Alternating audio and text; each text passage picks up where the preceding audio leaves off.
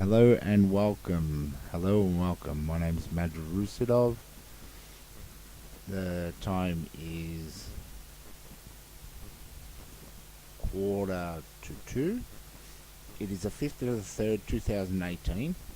I've got the TV running behind me. I'll show you the time on the TV in a minute. I'll just show you that it is live TV. This is digital television, right?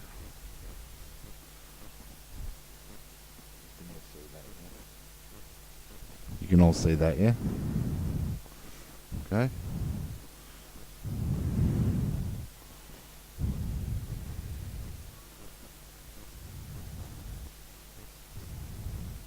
I'll just leave it on the news because most of it's live.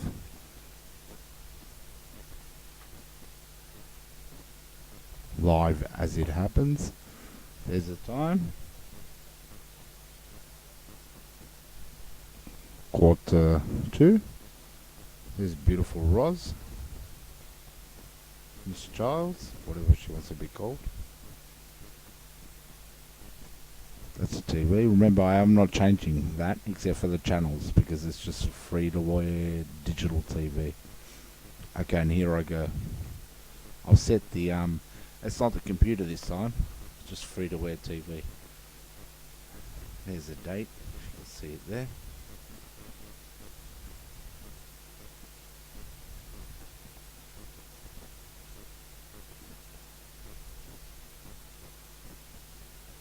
You can't see the date. I'll show you my phone in a minute. The date's on there. Okay, and here we go.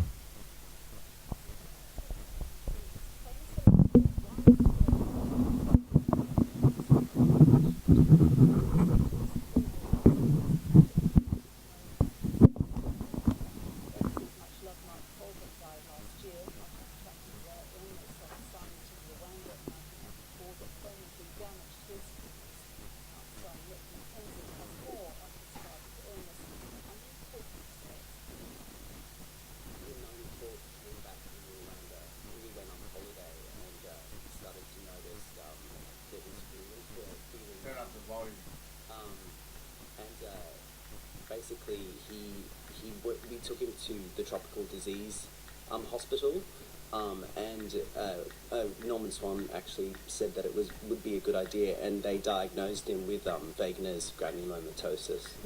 Yeah. And how did that affect his kidneys? What are your memories of, well, of that? they put him on corticosteroids, which unfortunately, they suppress the immune system, but they have severe effects on the kidneys as a side effect.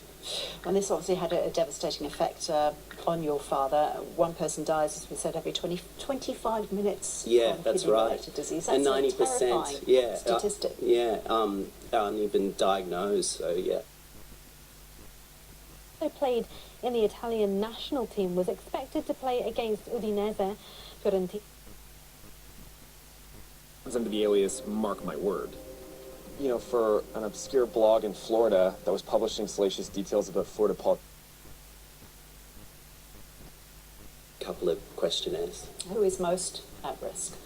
People who are overweight, who smoke, people who have had stroke, people who drink, unfortunately Aboriginal and Torres Strait Islanders as well.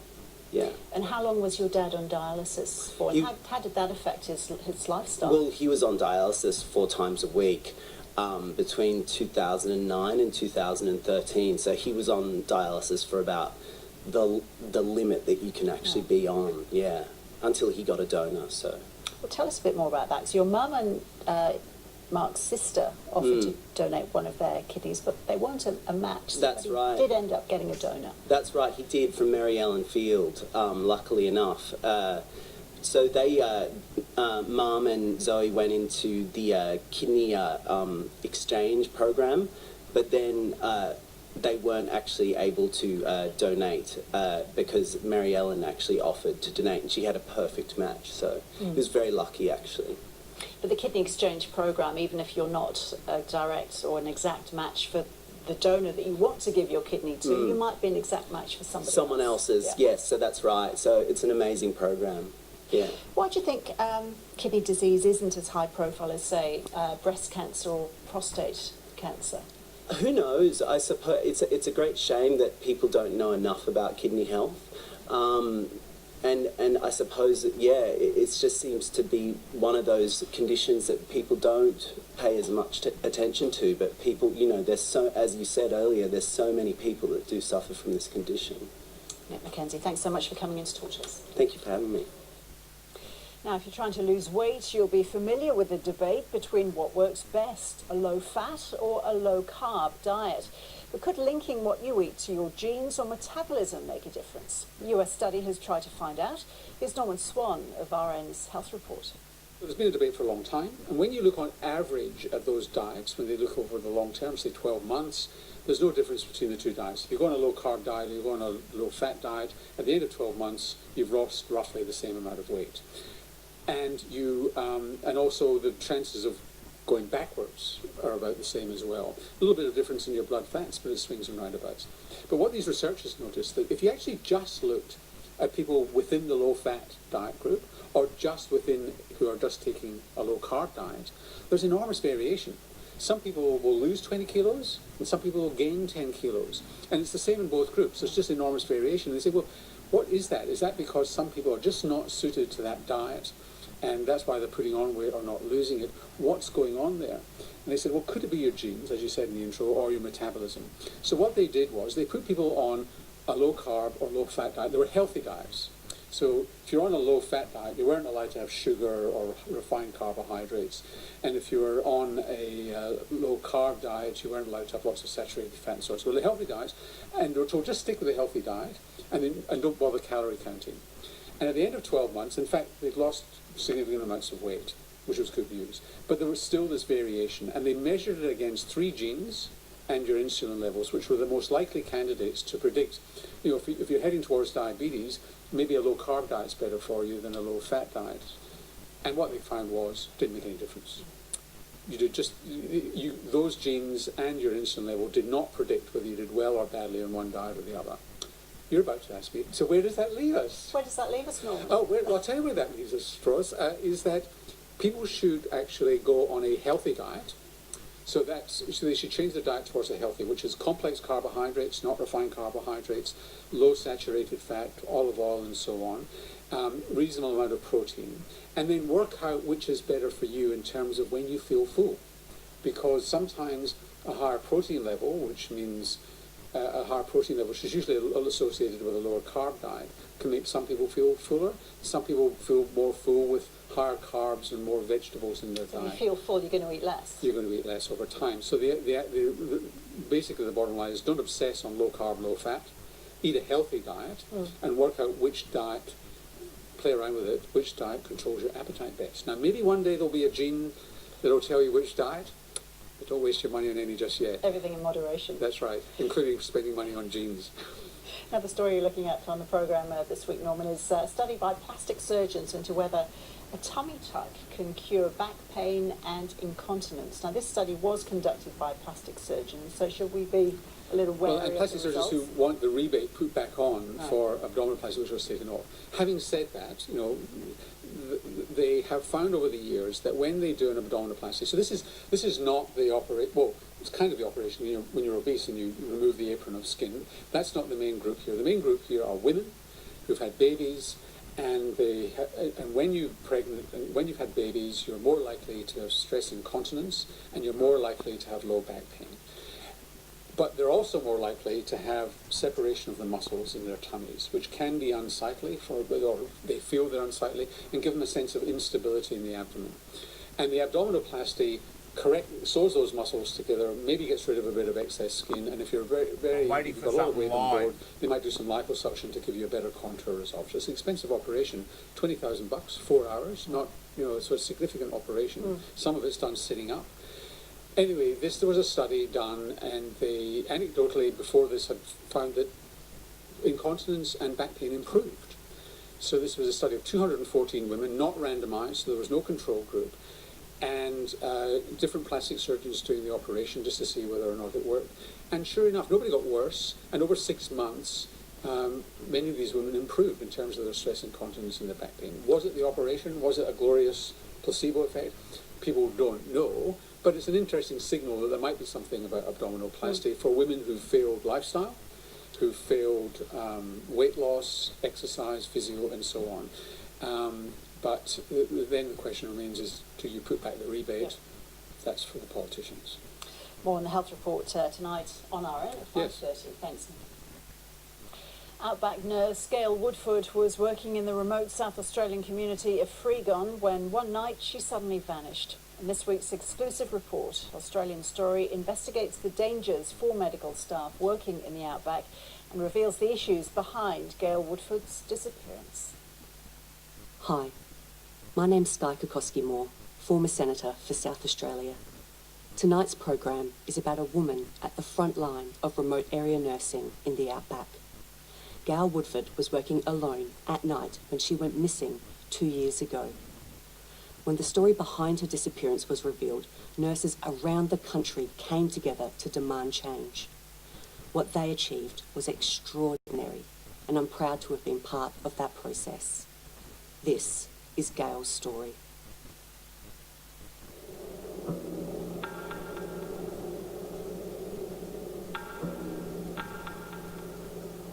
A massive search is underway tonight in remote parts of South Australia for a missing nurse who hasn't been seen in nearly 2 days. Police believe Gail Woodford may have been abducted from her home in a stolen ambulance. Wednesday was just a normal day. Gail was reading in bed, and that's the last time I saw Gail. I didn't hear anything at all. I didn't hear the doorbell, didn't hear any talking, so I must have been in a really, really big, deep sleep.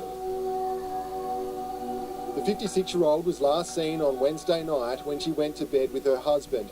Around midnight, she left home, having apparently been called out for work. We brought safety up and how vulnerable we were, and we always just, when we were told to pipe down, we did. I just think, how stupid were we?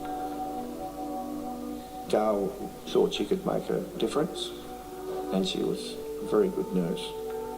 She was a very trusting person. Well, we both were. Not anymore.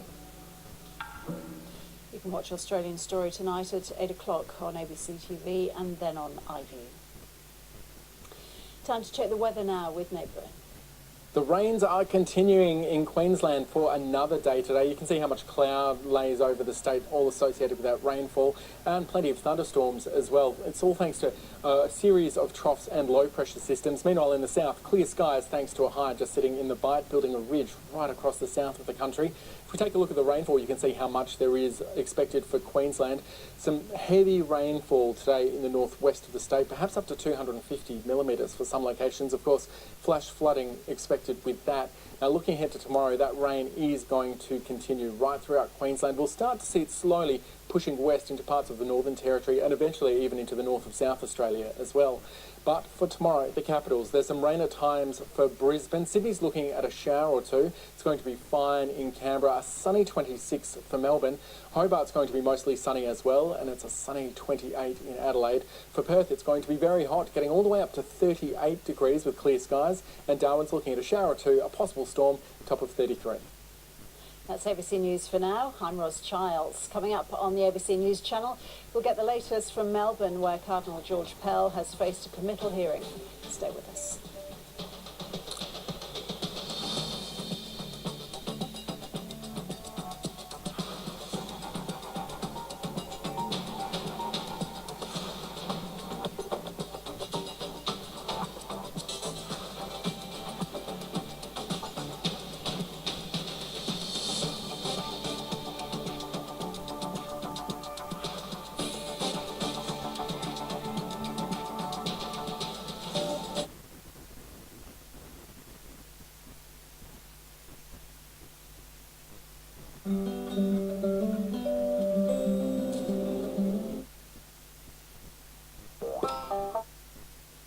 An emotional roller coaster at times, and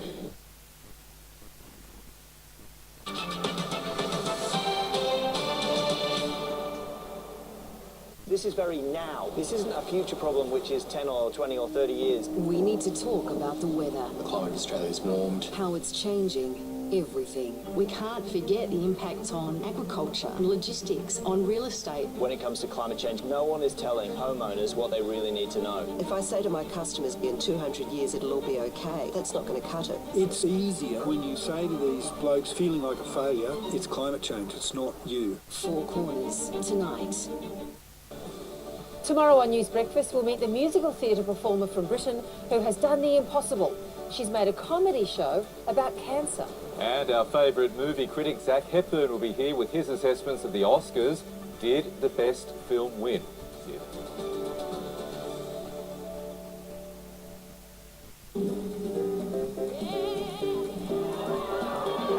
Do your thing differently with the ABC app. Customise your preferred news stories and we'll be in sync with you.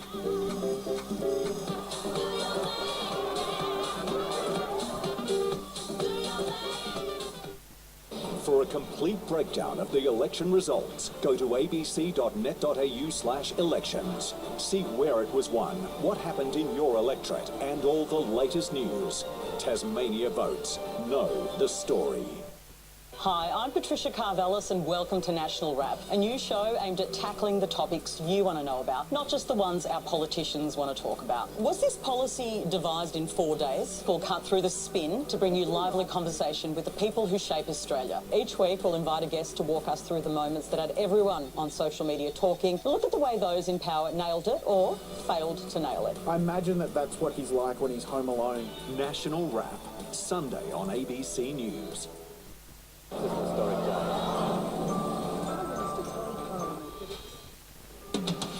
Today, Cardinal George Pell in Melbourne to face a committal hearing on historical sexual offences.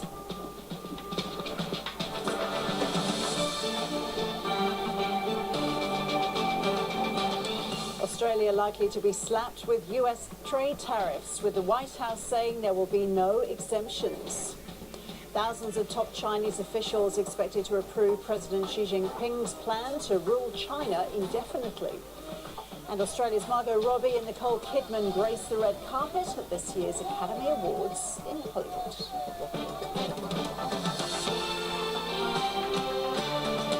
Good afternoon, Ross Childs with ABC News. Cardinal George Pell's committal hearing in Melbourne will be closed to the public this afternoon, with complainants expected to begin giving evidence. Cardinal Pell is in court for the first day of the committal hearing, where he's facing historical sexual offence charges involving multiple complainants. In a brief session open to the public this morning, the Melbourne Magistrates Court was told there would be amendments to some charges.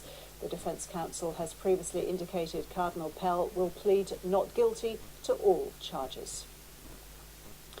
Australia looks like it'll be hit by US steel and aluminium tariffs, with the Trump administration strongly suggesting there'll be no exemptions. The Trade Minister, Steve Chobo, has been making urgent calls to clarify the detail. Political reporter Jane Norman has more from Canberra. Australia already exports about $500 million worth of steel and aluminium to the United States, so that is a substantial amount. But the biggest concern here is that Trump's tariffs could prompt retaliatory action from major trading blocs like the European Union or countries like China. So the economic consequences could be huge for Australia. Access Economics has done some modelling and found that if there is retaliatory action against these US tariffs, then Australia could lose 20,000 jobs in the construction and mining sectors. And if we have a full-blown trade war involving other countries, it could cost the Australian economy up to $5 billion. So quite large consequences there. Steve Chobo, the Trade Minister, we understand, is making urgent calls to his US counterparts, lobbying them for an exemption, for Australia to be exempt. It was widely reported last year, in fact, that the Prime Minister had secured an exemption when President Trump first raised the idea of this tariff. So Steve Chobo is trying to ensure that that does happen. But the signals coming out of the US are that no country will be exempt from from these tariffs. Jane, back in the domestic front, another bad news poll for the coalition. Yeah, that's right. We're up to number 28 now. That's 28 consecutive news polls that the coalition has lost to Labor. The two-party preferred shows coalition trailing Labor 47 to 53% after preferences, and the polls really haven't changed in months, and so that's pretty bad news for the government. And the reason why we are counting or watching so closely with interest is that when Malcolm Turnbull rolled Tony Abbott as Prime Minister, he said one of the reasons was that Mr Abbott had lost 30 consecutive news polls to Labor. So they're quickly reaching that 30 mark under Malcolm Turnbull. So, you know, I guess it's just another kind of bad result for them to wake up to every second Monday. Right, Jane, thank you. Senior Labor figures have shut down a colleague after she described a $250 million Air Force plane as Malcolm Turnbull's new private jet. Junior Victorian Senator Kimberley Kitching questioned the price tag of the modified tanker, which is being refitted so it can also transport the Prime Minister and VIPs over long distances. The opposition has now reaffirmed its support for the project, saying the special purpose aircraft fleet plays an important role. Labour sources say Senator Kitching was freelancing with her comments. Former Deputy Prime Minister Barnaby Joyce has refused to answer questions about his personal life despite airing further details about it over the weekend. Mr Joyce revealed to Fairfax Media he's unsure whether he is the biological father of his partner Vicky Campion's unborn baby. But today he cut a press conference short when reporters asked for more information. One thing I'm going to say is anything that's personal in nature is nobody else's business but mine and Vicky's. Nobody else's business. So we're not here to be part of some ongoing litany of discussion about this. It's no one else's business, it's personal, and that's the last question I'm going to answer. Why do you keep coming out and talking about it? That's the last question. Class action lawyers representing nearly 100,000 Australian car owners are in court today fighting for compensation from Volkswagen over the 2015 emissions scandal. VW has paid out to motorists in some countries but says those overseas settlements were based on differing circumstances and maintains there is no case to answer under Australian law. Reporter Sarah Farnsworth has more. It is a highly complex and technical argument, Roz, that's taking place in the federal court here in Sydney. Essentially, Volkswagen say they haven't breached Australian law. The lawyers for the motorists say, yes, you have. By installing these defeat devices, you breached Australian law, and therefore, motorists who bought those cars should be compensated accordingly. Now, it seems that the argument, the basis of the argument, is all about how Australia imports Volkswagen, Skoda and Audis into the country based on them passing European tests and standards and regulations when it comes to emissions. The argument is also, what exactly is a defeat device? Does what happened in this case constitute a software device that breached this prohibition or this ban on all things designed to cheat those emission tests? Now, interestingly enough, Volkswagen have decided not to call any expert witnesses whilst this argument is nutted out in court. The class action is going ahead now. The ACCC is also suing VW. That's a separate case, is it?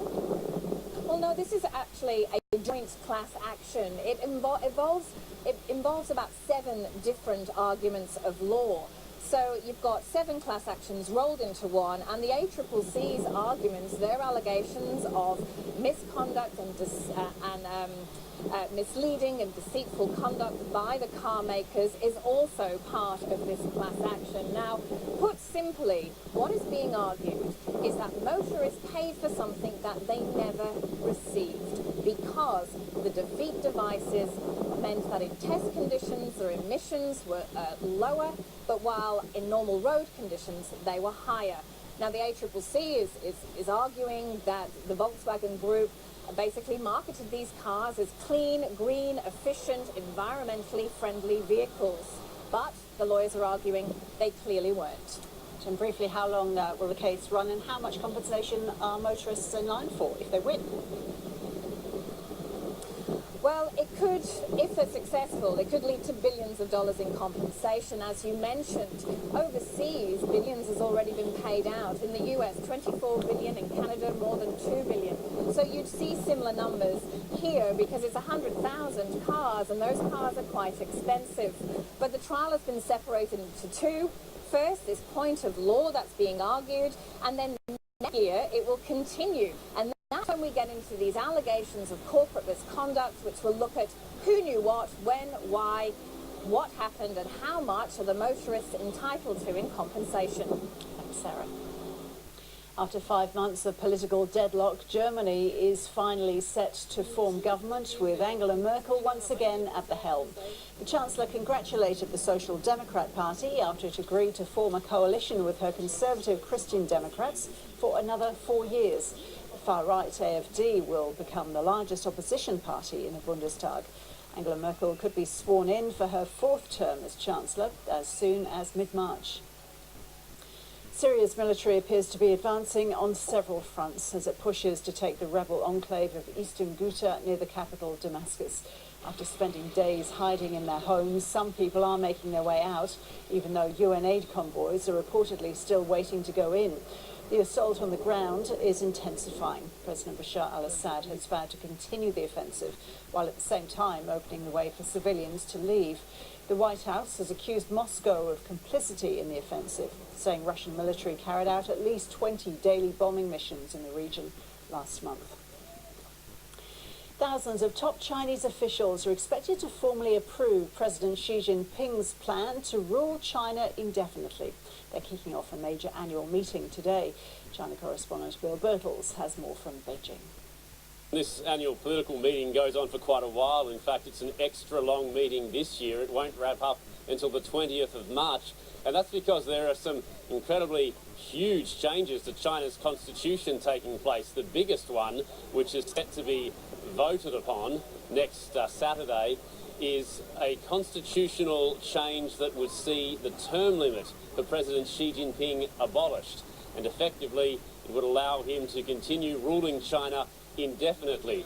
That, of course, is a huge departure from the precedent of his former Chinese colleagues, the former Chinese presidents who did their decade in power and then decided to step down. But Xi Jinping, he looks like he has rock-solid support from the delegates who have just been walking in behind me. We've been asking them, what do you think of this guy? It's a fairly controversial move to be abolishing term limits. They're all talking about him in the most glowing terms. So this vote taking place later this week is expected to overwhelmingly support this move. It probably wouldn't have been announced if he hadn't shored up the support for it in advance. But that's the main talking point to come out of this meeting, which is set to commence in the next hour or so. They say this is good for strong, secure, stable leadership. That is the word of the government. If you ask the spokespeople, there was one who gave a press conference yesterday, why do you think this is a good measure? They talk about it as though it's a normal procedural reform. They said, well, as party leader, there's no term limit, and as head of the military, there's no term limit. So this one term limit on the position of president of 10 years, that's out of line with the other two titles that Xi Jinping holds. So we're simply seeking to reform this measure so that the title of president is brought into line with the other two. But if you look at Chinese history, the whole reason that they brought a term limit into the presidency title in the first place was to put some sort of check and balance on power. So this is absolutely taking it back to the strongman era of politics when there was one man far more dominant in China's government than any others. Counting continues in Italy's national election, with exit polls predicting a hung parliament.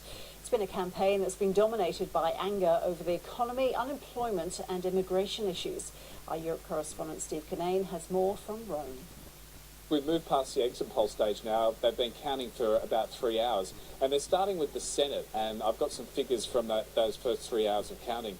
The Five Star Movement, the anti-establishment party, is sitting on top as far as parties go with 32.5% projected vote. The PD, that's the governing Democratic Party, is down at 19.2%, a very bad result for them. The League, which is the old Northern League, which just calls themselves the League these days, they used to be a separatist party, they got just 4% of the vote in the 2013 election. They've now gone more anti-immigration, pro-nationalism as far as their policies go. They've got projected 16.2% of the vote, and Forza Italia, Silvio Berlusconi's party, has around 14.1% of the vote. Now, a couple of elements to that mixture I should throw in is that, of course, Forza Italia and also the League and the Brothers of Italy formed a bit of a coalition, and so they have around 34%, 30 to 36% of the projected vote. Now, that's not enough to get to that figure that they need here to get a majority, which is about 40%. And so we also, the Five Star that has the most votes of any party, they're at 32%. So they don't have enough votes to get to a majority too. So it's very much looking like they're going to have to form some kind of coalition government, Ros. And has there been a big swing towards populist parties, Steve? And if that's the case, how significant is that? Well, it is very significant, Ros. If you add up some of those projected votes, it looks like populist parties have got about 52% of the vote. An extraordinary figure. Two things that are really driving that. Immigration. 600,000 immigrants have come here via boat in the last 4 years from North Africa. That's become a real issue in this election. Also, unemployment. Double-digit unemployment for a long time here in Italy, particularly in the south as well. Those issues have come up a lot during this election campaign. Not only that, but dissatisfaction with the mainstream parties, so Forza Italia, the Democratic Party who've been governing. Matteo Renzi handled that constitutional referendum quite badly. In 2016, there's been infighting in the governing party, so that's been problematic as well. So there has been a real rejection of those mainstream parties, and that is an extraordinary figure if that holds, 52% voting for populist parties. And Steve, what are the chances that 82-year-old Silvio Berlusconi could end up choosing Italy's next Prime Minister or become Prime Minister again himself once his ban from office has elapsed? Well, so that ban would finish late next year, so he couldn't become Prime Minister immediately. And he really needed his party to be the senior party in the coalition. And in these figures, Forza Italia is down at 14. The League is above them, which is extraordinary. That's a real flip around from the last election. So if those figures hold, it's unlikely that he would have the bargaining power. But don't rule out the fact that he could somehow reach across the aisle to the centre-left, the Democratic Party, and say, well, let's give these populists the miss. Let's try and form a sensible kind of centrist government. So you never know. He could play a kingmaker in that kind of role, Ros. You could never keep Silvio Berlusconi down. So just because his primary vote's not looking too good tonight, it doesn't mean he's dead and buried. The Irish Foreign Minister has suggested that the EU might reject Britain's proposals for the Irish border after Brexit because it'll need to protect how the single market works. Simon Coveney says there was little new detail on how to avoid a hard border in the Prime Minister's speech on Friday. British Prime Minister Theresa May has insisted there would be no return to barriers and border checks. It's more than 300 miles long. Tens of thousands of people cross it every day. And more than £1 billion is done in trade between Northern Ireland and the Republic every week. But after Brexit, these roads will be the new frontier between the UK and the EU. That challenge how to keep this border invisible when Britain's outside the single market and the customs union. We're committed, the Irish government, all the parties in Northern Ireland, to making sure there's no hard border. The Prime Minister's plans would mean 80% of companies would face no new customs checks. And with new technology, she believes a hard border can be avoided. But the Irish government has its doubts. I'm not sure that the European Union will be able to support a situation whereby 80% of companies that trade north-south and south-north will actually protect the integrity of the EU single market.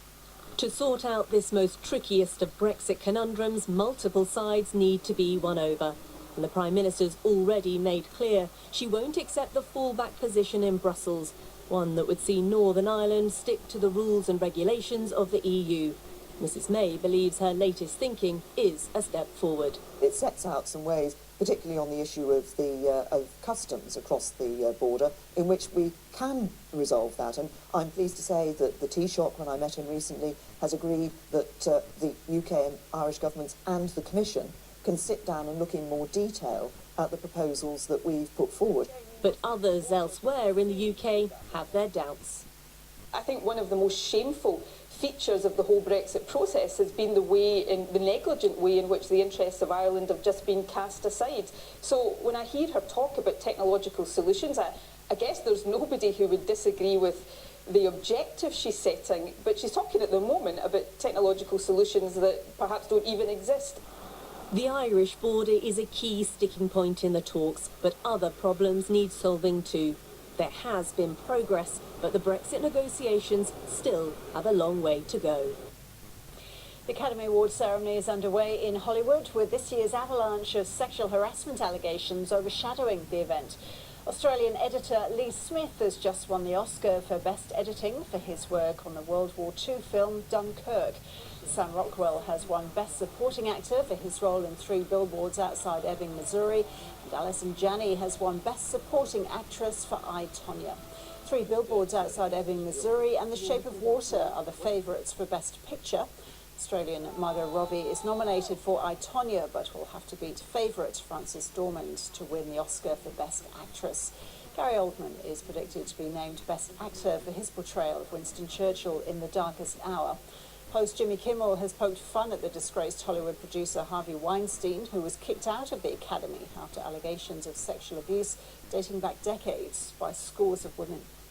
But what happened with Harvey and what's happening all over was long overdue. We can't let bad behavior slide anymore. The world is watching us. We need to set an example. And the truth is, if we are successful here, if we can work together to stop sexual harassment in the workplace, if we can do that, women will only have to deal with harassment all the time at every other place they go. Finance News Now, here's reporter Emily Dawson. So Emily, there's a raft of economic numbers out today. That's right, Ros. As when the reporting season wraps up, we often have a raft of economic data after that as well. So today we have the Performance of Services Index. It's fallen by 0.9% to 54 points in January. So that does indicate a slowdown whilst the sector is still expanding. Anything above 50 is still expansionary. But despite most subsectors expanding, businesses continue to note that higher energy prices and increased costs of compliance are continuing to constrain their profitability.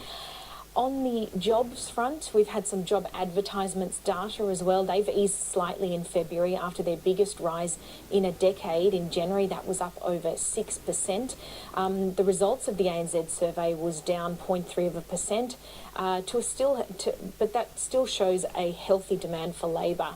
The average total number of ABS was up more than 13% on year, with hiring surpassing all expectations in the past year. And despite the strength in that, wages growth has languished, pushing just up over just 2% higher in the same period. Now, we've also seen a report from the Australian Bureau of Statistics. Total company profits before tax, they were up 19% for the December quarter. Building approvals for January also up 17% on month. That was the seasonally adjusted figure. And we've also had vehicle sales up 7.6% on year. But we'll have David DeGaris to talk us through some more details and put that into context next hour. Great. And how are the markets? Ros, it's been a bit of a down day on the markets today, but keeping in mind that a lot of companies are trading ex-dividends, the All Ordinaries Index has dipped below that 6,000 point mark, down 33 points, the ASX 200 down 35 points. Taking a look at the movers today, and Linus is one of the top movers for the day on the back of its strong first half results. It's up 7%.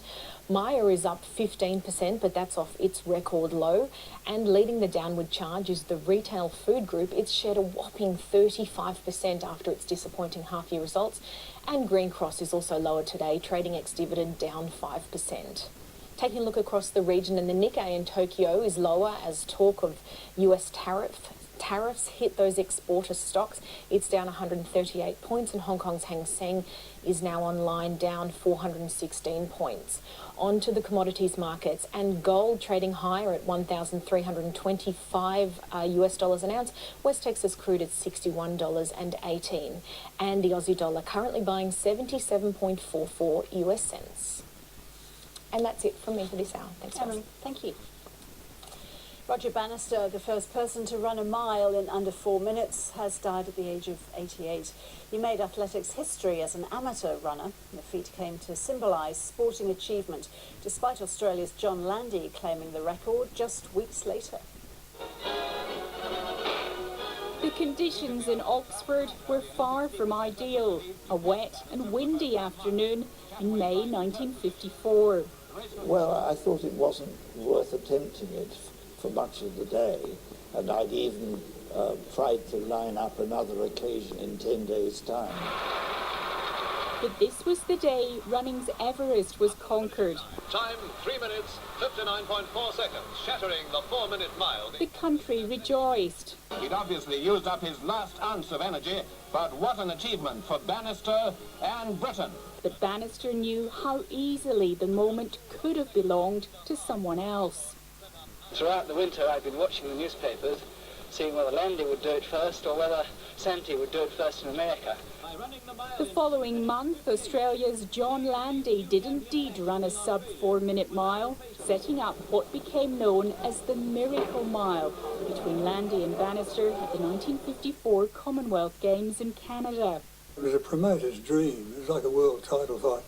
It attracted huge United States interest. We had many, many reporters who flew up from New York and elsewhere in the United States to Vancouver to cover it. Landy still in the lead. The race didn't disappoint, with Landy taking an early lead. 1:58, he's ahead of his world's record time this far. He was someone with greater stamina, but on the other hand, I had a better finish. In the final bend, Bannister unleashed that power. Landy was beaten. Both men came home in under 4 minutes, once again making history. Bannister's work on the track was done. He retired from athletics to focus on his studies, eventually becoming a neurologist. He later said his medical career was his greatest achievement. But once you've been through a sporting fame phase, then you realise how insubstantial it is. It's very fleeting. Many would disagree. The record is long broken. The current stands at 3:43. But the memory of what was made possible on that overcast day in Oxford has endured. Sir Roger Bannister died peacefully at the age of 88. Staying with sport, here's Frank Yanko with the latest on the opening test against South Africa. 1 wicket to go. Bad light stopping play in Durban last night when South Africa were 9 down. So even the fact that the Australians brought on the spinners in Nathan Lyon and Steve Smith, the bad light eventually had to stop play. This was a controversial incident. Now, David Warner running out A.B. de Villiers, and you can see him mouthing off the direction of Aiden Markram. That's brought a bit of a reaction. Graham Smith, the former South African captain, has labelled Warner a bit of a fool.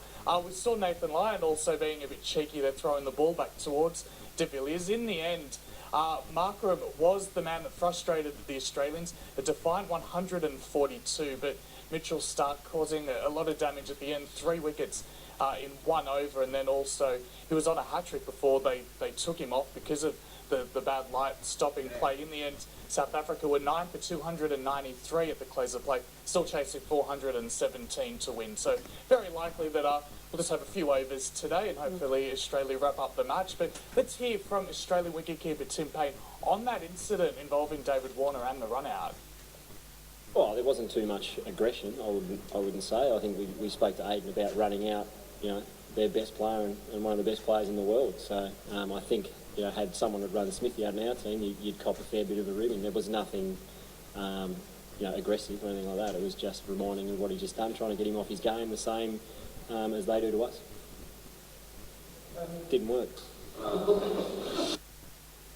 Frank, more medals for Australia at the World Track Cycling Championships. Yeah, as I mentioned last week, Australia only brought a team of 4 over to the Netherlands, given the focus is mainly on the Commonwealth Games. But in the end, they finished the meet with 6 medals. This is Matthew Glaetzer claiming silver in the time trial, picking up the gold over the weekend in the sprint.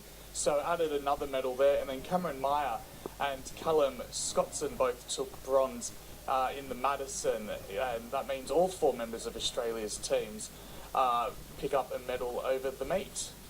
And more headaches for Arsenal in the English Premier League. Yeah, another loss for them, this time against Brighton, a 2-1 loss, 3rd straight in the Premier League.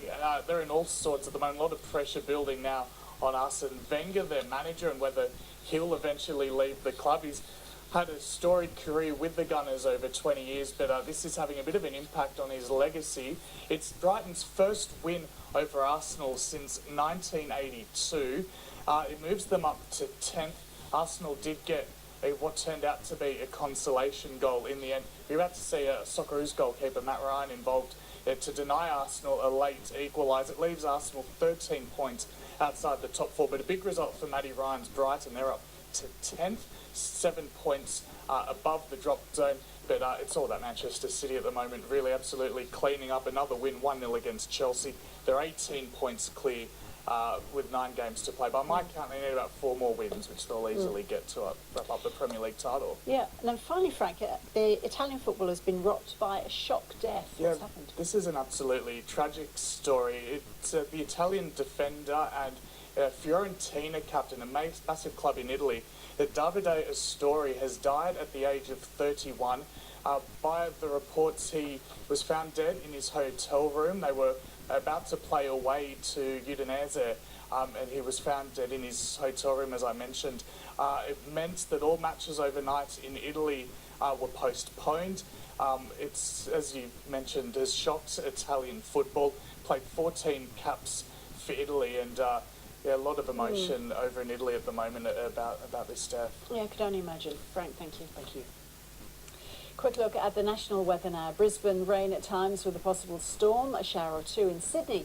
Canberra, possible shower. Melbourne and Adelaide, partly cloudy. Hobart, possible shower. Sunny in Perth. And Darwin, showers with a possible storm.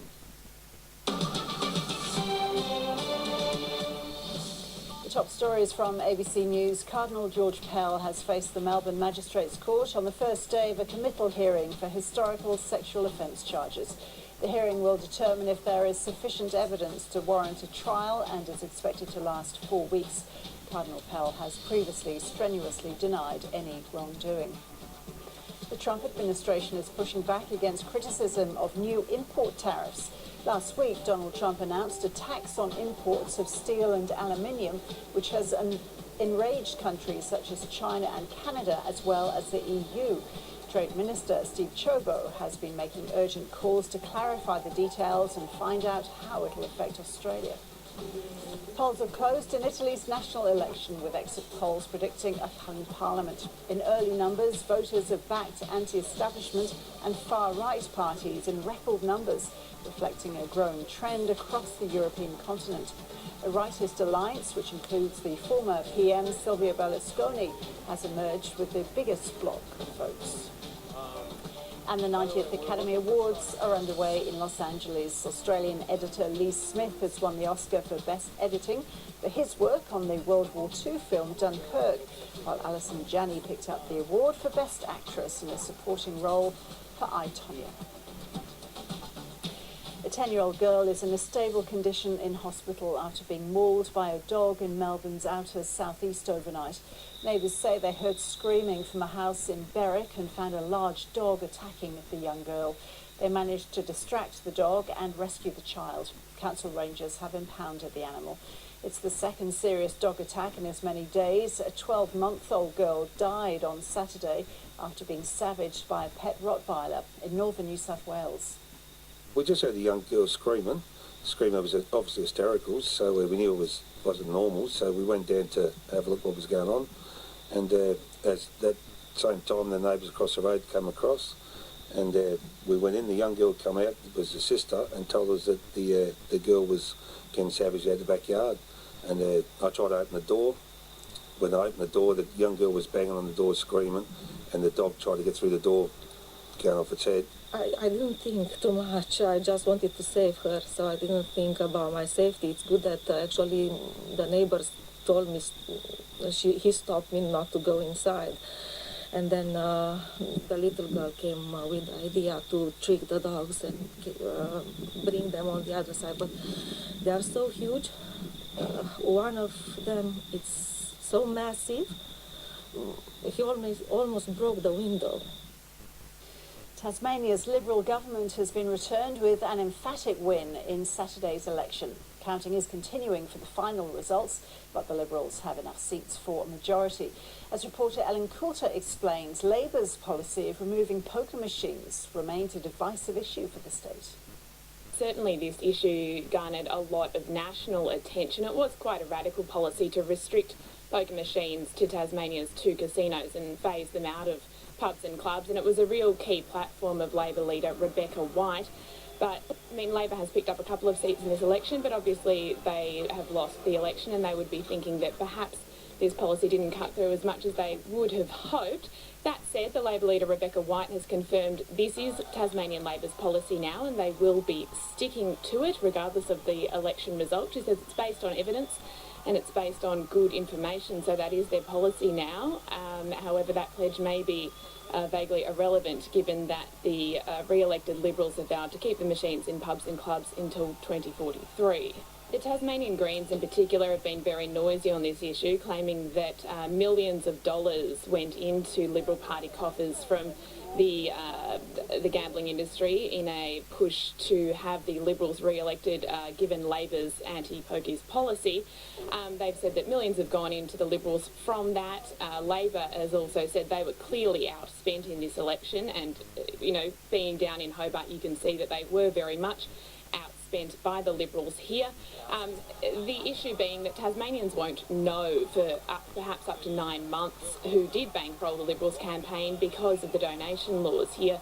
Tasmania doesn't have state-based restrictions, and so there doesn't need to be disclosure on donations until the end of the financial year, and then we may not find out from the AEC where those donations came from until February, so sometime after the election, a very long time after the election. But today, Premier Will Hodgman has been reportedly saying that he is open to considering changes to political donations, so we'll have to see when and how long that may take. More now on the growing row over proposed US tariffs. The US president says the move will promote national security and jobs, but many commentators say it's more likely to lead to a trade war. Here's Professor Tanya Voon from the University of Melbourne.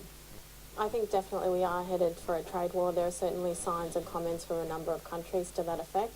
For example, the European Union saying it will retaliate in relation to United States products such as Harley-Davidson's, Levi's, orange juice. China saying it will retaliate in relation to soybeans.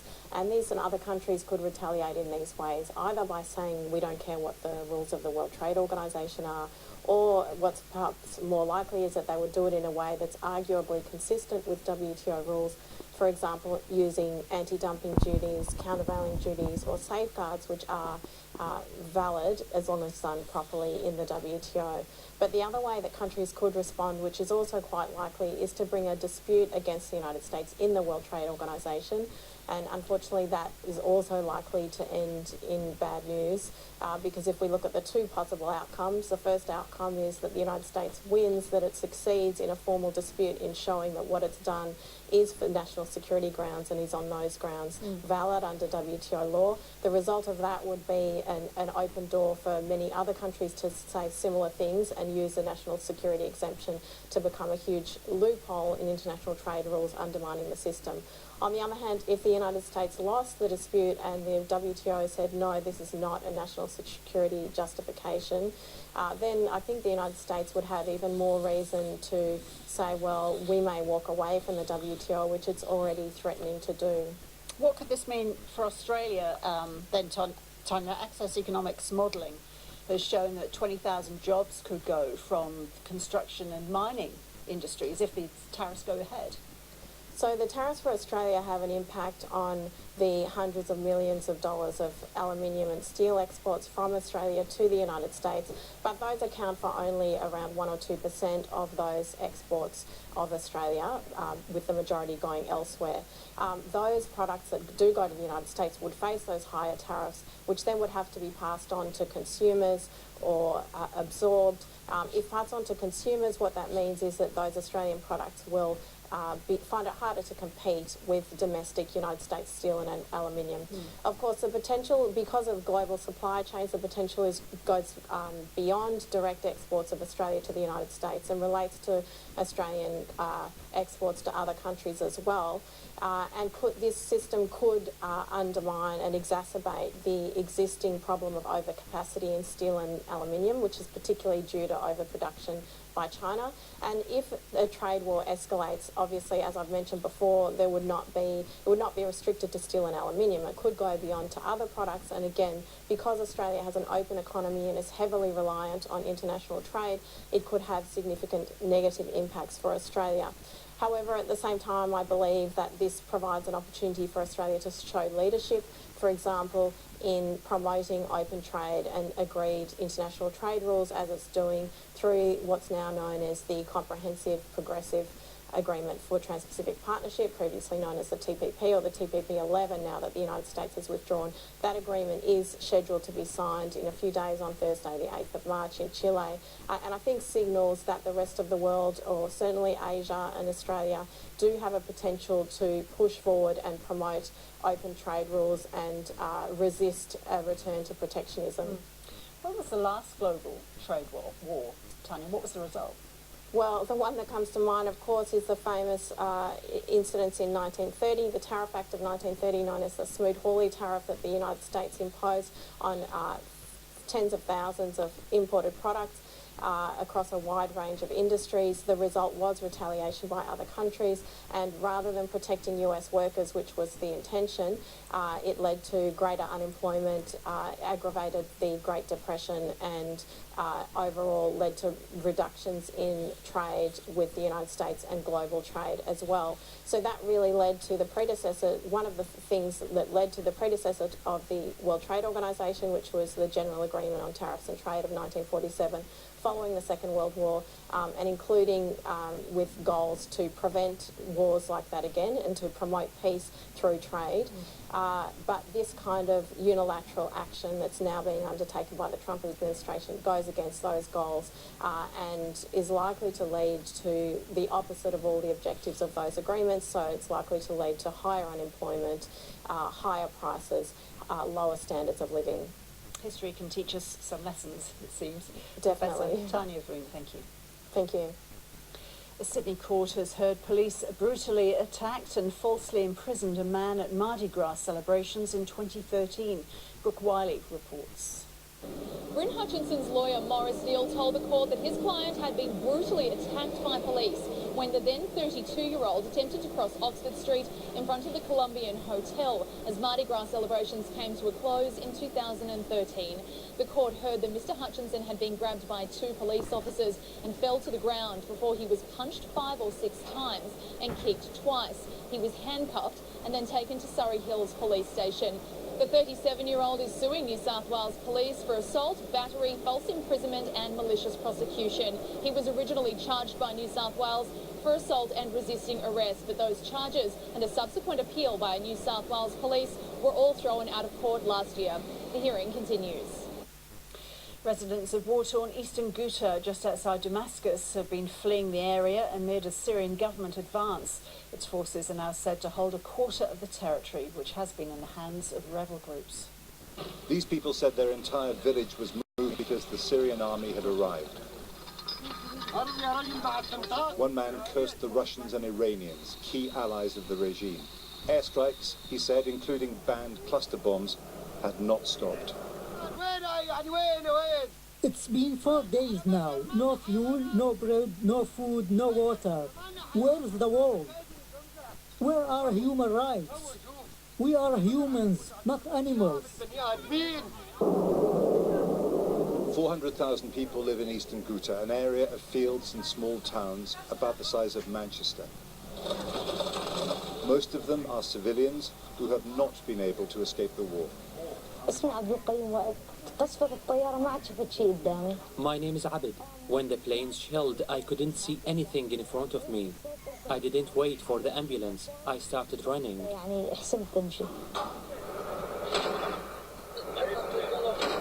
The airstrikes have been followed by ground troops who are making rapid advances. The strategy seems to be to cut eastern Ghouta in half. Negotiations between the rebel groups and the Russians have been going on for some time. It's not clear if the objective is a ceasefire or the effective surrender of the rebels. The biggest rebel group, Jaish al-Islam says it's regrouping after a retreat. The fighting is still going on. For the regime, the prize is the end of the last major rebel enclave around Damascus. For the rebels, these are desperate moments. Resources companies operating in Papua New Guinea are pledging millions of dollars to help the country recover from the devastating earthquake that struck a week ago. The magnitude 7.5 quake devastated the remote southern highlands and Hela provinces in the centre of PNG and killed at least 50 people. The full scale of the disaster won't be known until authorities can complete their assessments, which have been hampered by landslides and bad weather. PNG company Oil Search will donate up to $6.5 million, while international giant ExxonMobil will give $1.3 million. Santos will give more than $250,000 to aid agencies in PNG, on top of a $1.3 million donation it's already provided to a Hela province hospital. Around 250,000 people are still without power in the eastern U.S. state of Massachusetts after extreme weather over the past week battered the coastline. Trees were uprooted and power lines snapped like twigs in the hurricane force winds that led to at least 5 deaths. A state of emergency was declared over the weekend and a coastal flood warning is still in effect.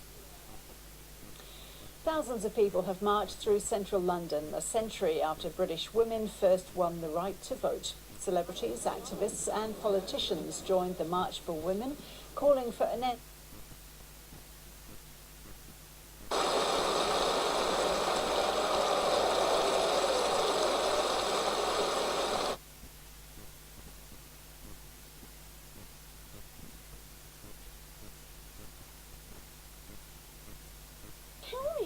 Because yours is more important.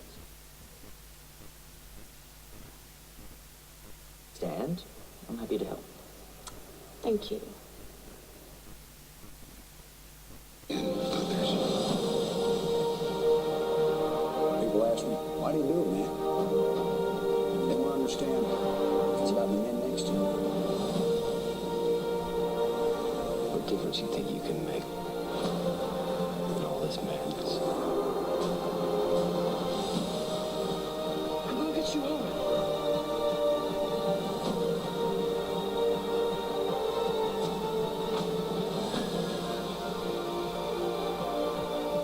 When you found me, I was here. And I was with the only brothers that I have left.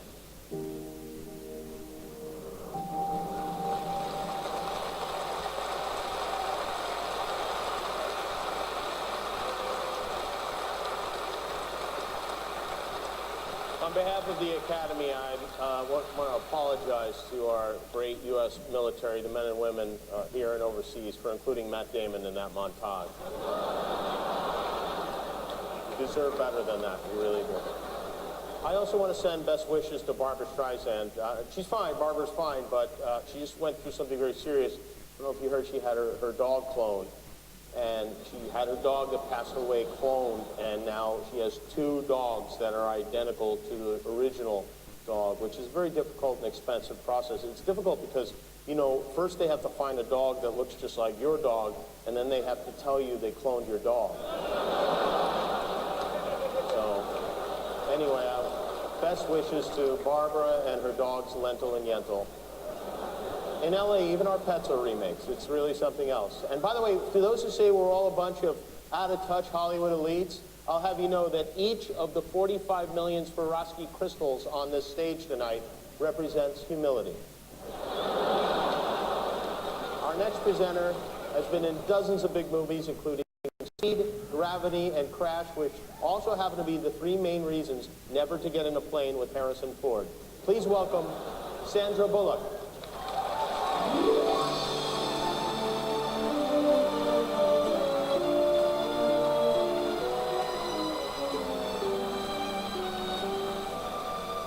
Wow, it's bright. It's really bright. Guys, the set looks amazing. Everything looks really great, but you know, the lighting is just really well lit. But can we just dim it just a little bit so I can, you know, go back to my 40s? Just a little lower. Ooh, 39, 39, keep going, 39, 39, 38, 38, yes, that's, no, 35. No, that's a sweet spot, that's a sweet spot. Thank goodness I'm not presenting with Gal Gadot tonight. I'd be like looking in a mirror for her right now, you know what I'm saying? This next category recognizes those who create miracles with light, the image makers who visually dramatize the emotional potential of the screenplay. Their unique styles are as groundbreaking as this impressive list of nominees. Here are the 4 men and the 1 trailblazing woman who are nominated for achievement in cinematography. Blade Runner 2049, Roger A. Deakins. Darkest Hour, Bruno Delbonnel. Dunkirk, Hoyte van Hoytema. Mudbound, Rachel Morrison. The Shape of Water, Dan Laustsen.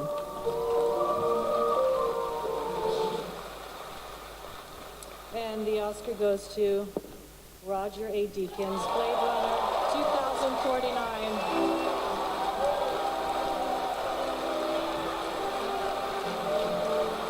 This is the first Oscar and 14th nomination for Roger A. Deakins.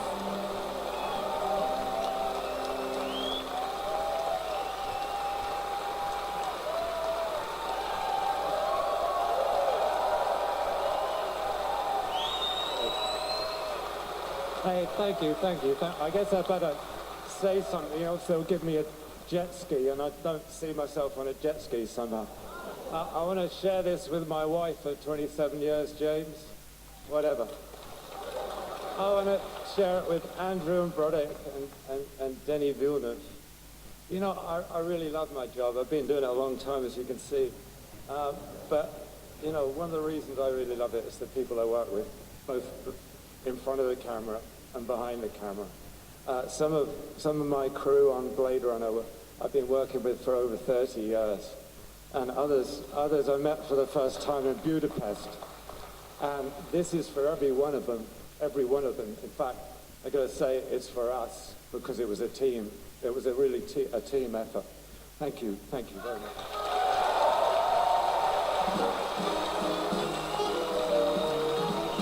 Now, please welcome Zendaya.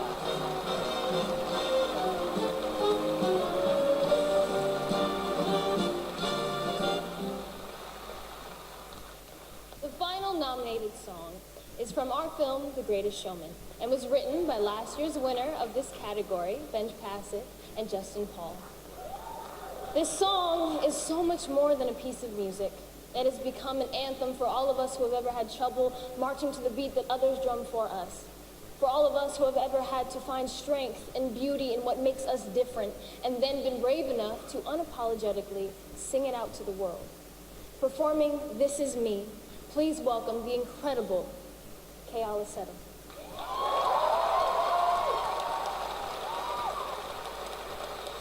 I'm a stranger to the dark. Hide away, they say, 'cause we don't want your broken hearts. I've learned to be ashamed of all my scars. Run away, they say, no, I love you as you are. But I won't let them break me down to dust. I know that there's a place for us, for we are glorious. When the sharpest words wanna cut me down, and when the sin of blood gonna drown them out, I am brave, I am bruised, I am who I'm meant to be. This is me. Look out, 'cause here I come, and I'm marching on to the beat I drum. I'm not scared to be seen. I make no apologies. This is me.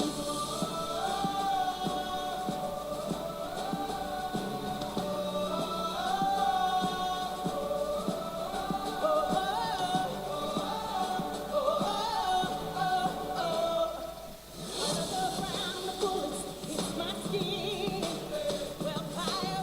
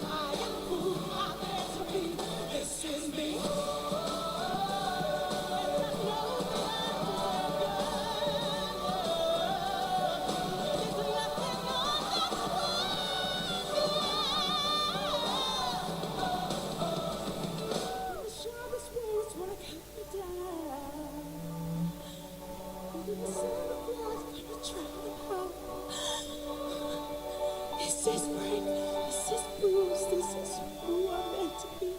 This is me.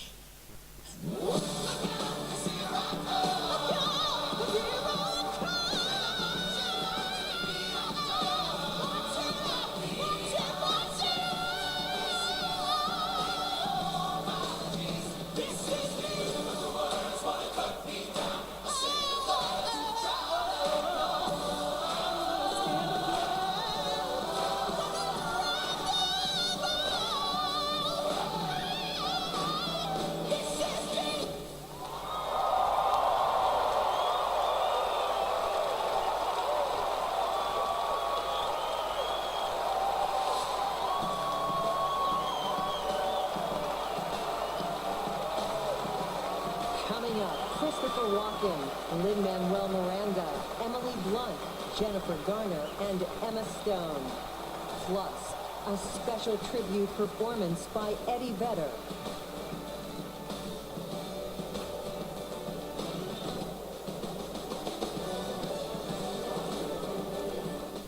It's the comedy hit Australia can't get enough of. You've come to the right place.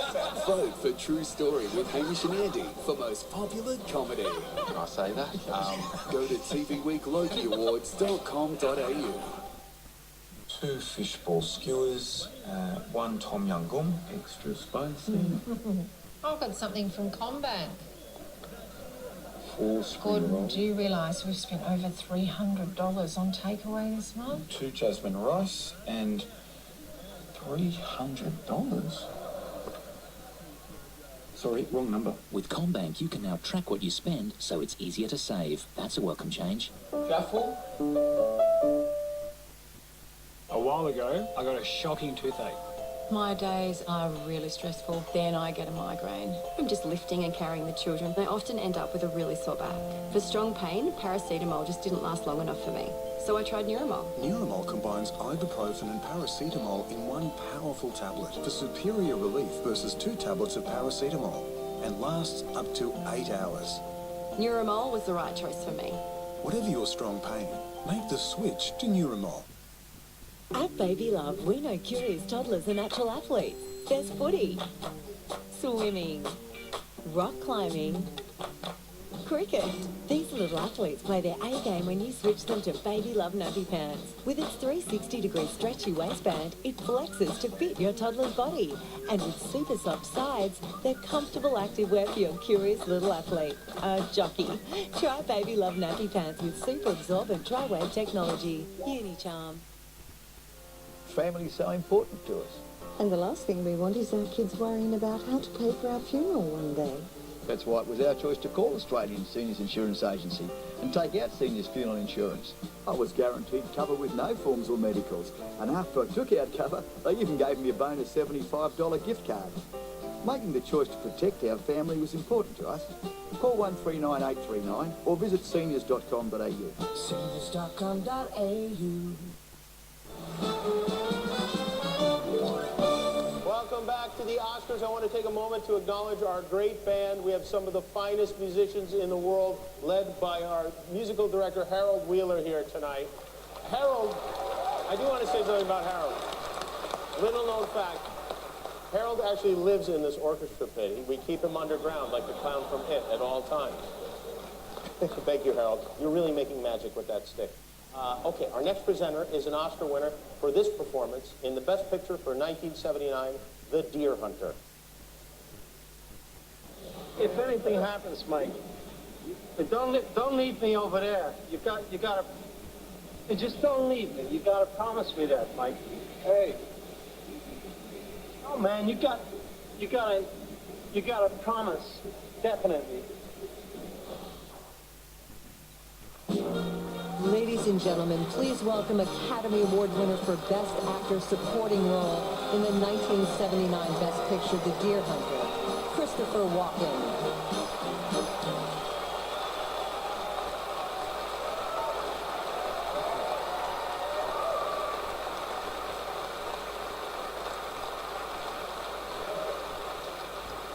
Where words fail, music speaks. These words by Hans Christian Andersen truly sum up the touch of a great movie composer. filling the emotional spaces with music that stays with us long after the credits have rolled. Here are the nominees for Best Original Score. Dunkirk by Hans Zimmer.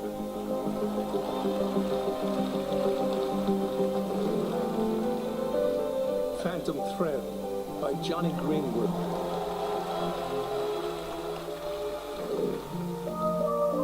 The Shape of Water by Alexandre Desplat. Star Wars, The Last Jedi by John Williams. 3 Billboards Outside Ebbing, Missouri by Carter Burrow.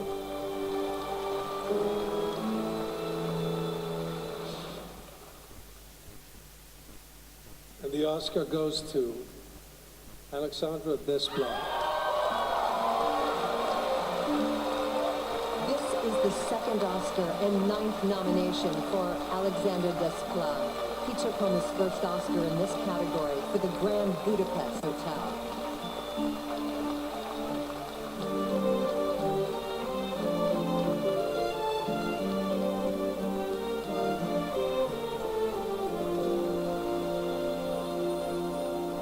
Merci, c'est fantastique. I'm very grateful to the Academy.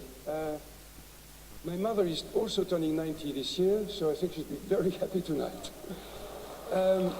Yes, she's Greek, by the way.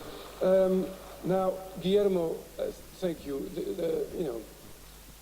Thank you for letting the music be the voice of your characters and convey the beautiful melancholy of love. That's for you. I wish you to thank Miles Dale, Fox Searchlight, and the music department at Fox, all the musicians who played on this score, and those downstairs here. And I wish to thank Queen Renée Fleming, Laura Engel, Ray Costa, my friend Katz, and Solre. You elevate my music, everything I write, by your musical genius. Thank you. But this is not for you, it's for our daughters, Ninon and Antonia. Thank you.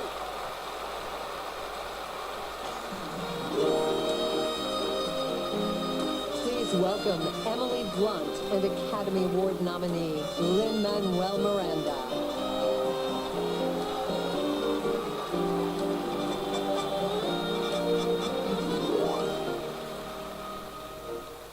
Good evening.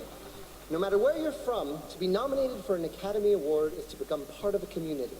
The film music of the past 90 years is part of our popular culture, encouraging us to lift our voices with passion, sometimes in praise, sometimes in protest. The efforts of this year's nominated writers reflect a variety of backgrounds and musical styles. They've provided stirring anthems, a poetic meditation on love, a celebration of folklore, and pointed social observations. Once again, here are the nominees for Best Original Song. Mighty River from Mudbound. Music and lyric by Mary J. Blige, Raphael Sadiq, and Tara Stinson. Mystery of Love from Call Me By Your Name. Music and lyric by Sufjan Stevens. Remember Me from Coco. Music and lyric by Kristen Anderson Lopez and Robert Lopez. Stand Up for Something from Marshall. Music by Diane Warren. Lyric by Lonnie Arlin and Diane Warren. This Is Me from The Greatest Showman. Music and lyric by Benj Pasek and Justin Paul. And the Oscar goes to Mexico, Kristen Anderson Lopez and Robert Lopez for Remember Me. Coco. This is the second Oscar win and second nomination for Kristen Anderson Lopez and Robert Lopez. They previously won in this category for the song Let It Go from Frozen.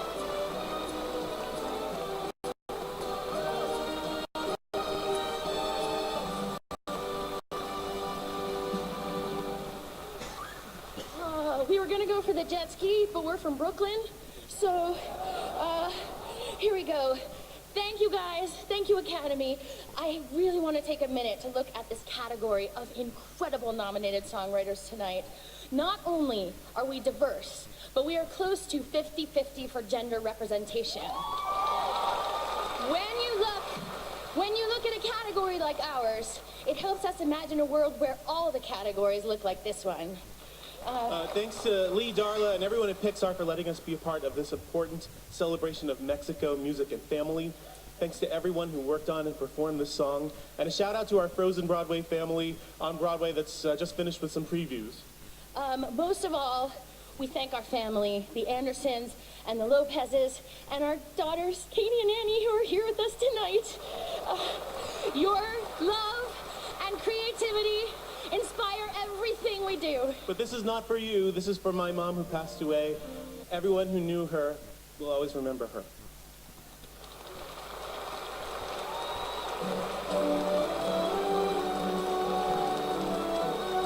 And now, please welcome Jennifer Garner.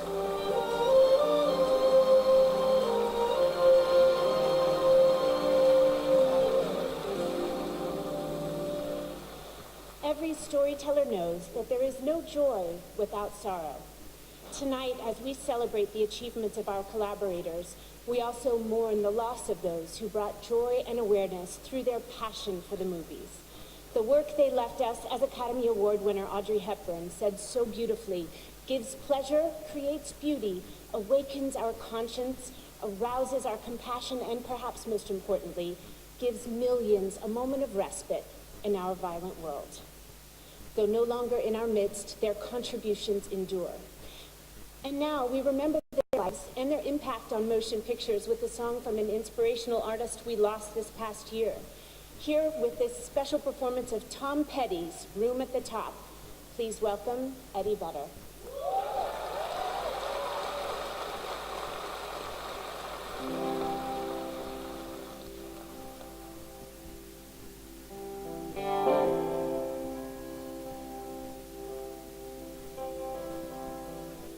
I got a room at the top of the world tonight. I can see everything tonight.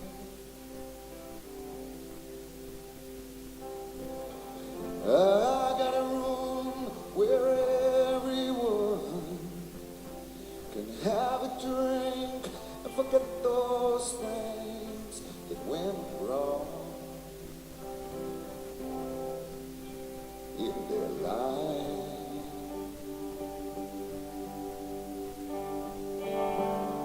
I got a room at the top of the world tonight. I got a room at the top of the world tonight.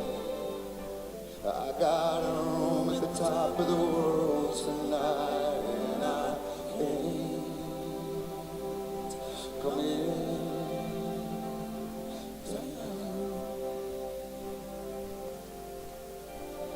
No, I ain't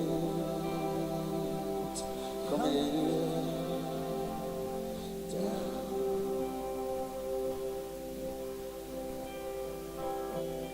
You have to take things like they come. That's what I do.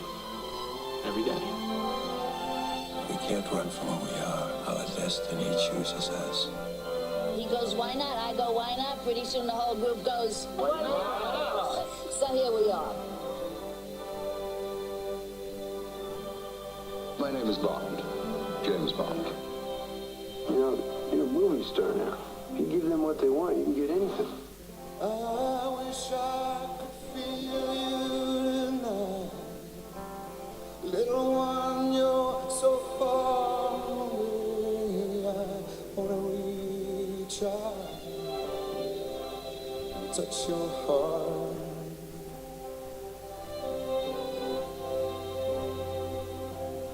Yeah, like they do in those things in the movies. I love you, please love me. I'm not so bad, and I love you so.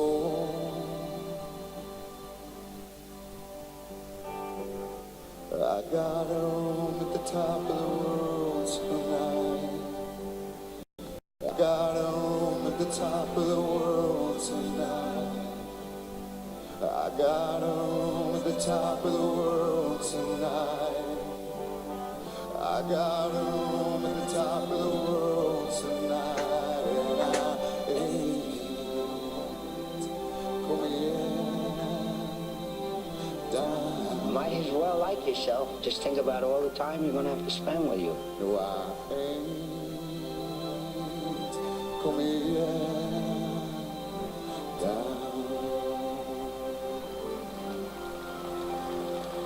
I ain't coming down.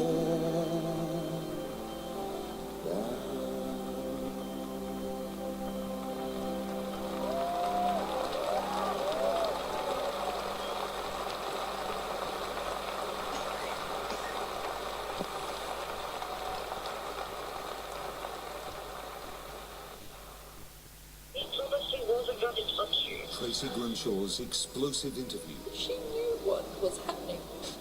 Yeah, she did. with the brave young woman who was given away. She'd served you up to him and then she wanted you to save yourself. How Peter turned the tables on her mum's evil betrayal. A current affair tonight. The spirited traveler packs more than a bag. They carve their stories on unwritten paths and crave the unique and unexplored. To all the curious ones, we say, come aboard, Spirit of Tasmania. Be a spirited traveler. NBN is building Australia's new broadband access network, but it's your phone and internet provider that will get you set up at home. All you have to do is order a new NBN-powered plan from a phone and internet provider, and they'll manage the installation with NBN directly. If you've got any questions once you're connected, just contact your provider and they'll help you out. Contact a phone or internet provider today. Oh, that's yours, mate, that's yours. Yeah. Oh. Mozzies make a mess of family time. Protect yours with Aerogard odorless spray. And have a good weekend. With a heart born of the racetrack and a soul derived from the finest performance engineering comes Lexus F-Sport. Available on selected models, the complimentary upgrade to F-Sport is valued from $7,800. For more information and to accelerate your upgrade to F-Sport, visit your Lexus dealer today. If high heels were comfortable, they'd spend less time in your bag and more on your feet. Now give them the sneaker feel from Scholl. Ultra-thin gel-active insoles even for narrow shoes. For high heels without compromise from the Gel-Active range. Who says I want to go out and have an ordinary night? Me. I choose astonishing. I prefer more excitement. Where every night holds the possibility of being something more. Welcome to a world of entertainment.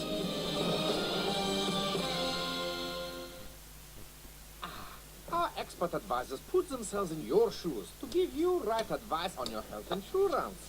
We've learned that in just 4 years, on average, health insurance premiums have increased by a total of 24%. And on April 1st, the prices will go up by another 3.95% on average. So make sure you review your policy so you're only paying for the things that you and your family need. Oh, Speak to an advisor about your health insurance today. Call 133232 or visit comparethemarket.com.au. Simples. Dragons and Broncos, Thursday, live on 9 Jam.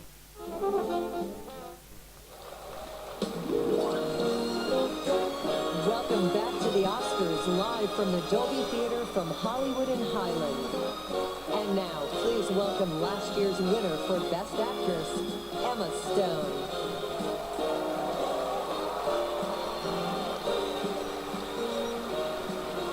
It is the director whose indelible touch is reflected on every frame.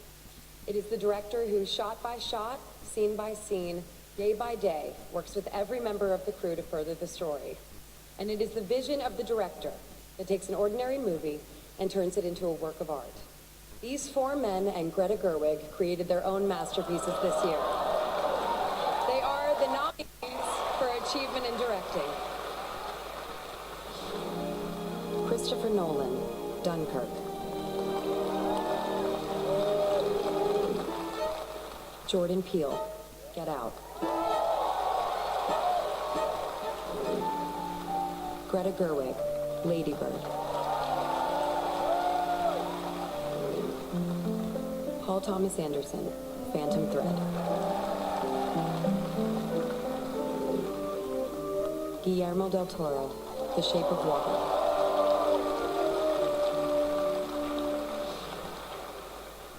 And the Oscar goes to Guillermo del Toro.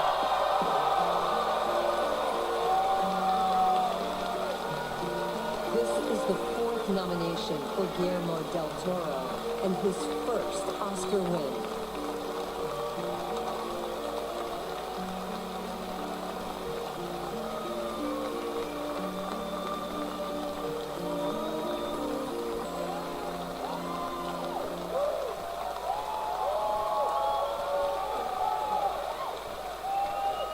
Thank you.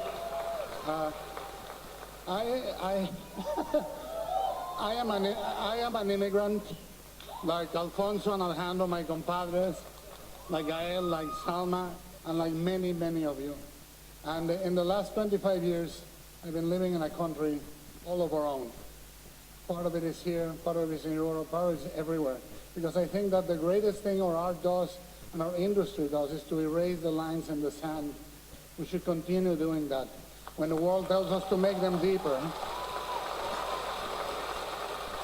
The place I like to live the most is at Fox Searchlight, because in 2014, they came to listen to a mad pitch with some drawings and the story and a maquette, and they believed that a fairy tale about an amphibian god and a mute woman done in the style of Douglas Sirk and a musical and a thriller was a sure bet.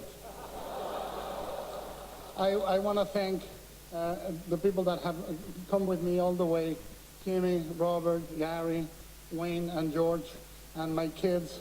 And I want to say, like Jimmy Cagney said once, my mother thanks you, my father thanks you, my brothers and sisters thank you, and I thank you very much. Thank you.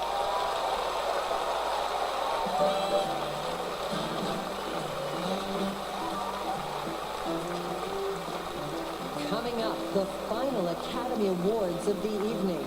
And next, Helen Mirren, Jane Fonda, Jodie Foster, and Jennifer Lawrence.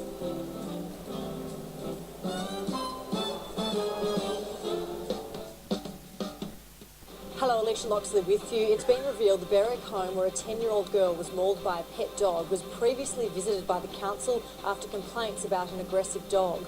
Lawyers for Cardinal George Pell have criticised Victoria Police, saying there was a presumption of guilt during their investigation. More than a dozen grave sites have been vandalised at Cranbourne Cemetery. David Warner has been captured on CCTV in an ugly dressing room confrontation. And Aussie glory at the Oscars as Margot Robbie stars on the red carpet. Details at 4.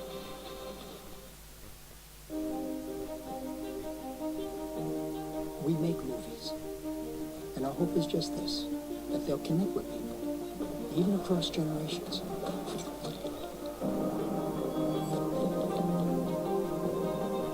Films should live beyond the screen. They should resonate and expand your world. These are the films that endure.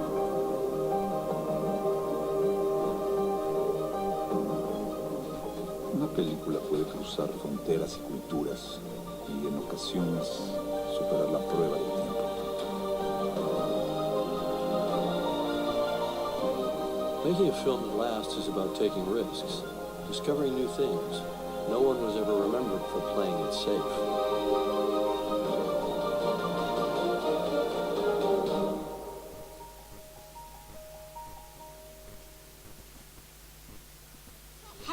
Aren't you forgetting something? How would they manage without us? Actually, we still haven't got life insurance, just to give them a bit of financial security. Wait, you can help me find a policy, right? To get the right life insurance, don't leave it to chance. Leave it to Choosy. Call Choosy's team of choosers on 13 46 84. Tell them the payout you need and they'll get comparing. You could even win a $2,000 gift card. Call Choosy now on 13 46 84 to compare, choose and apply.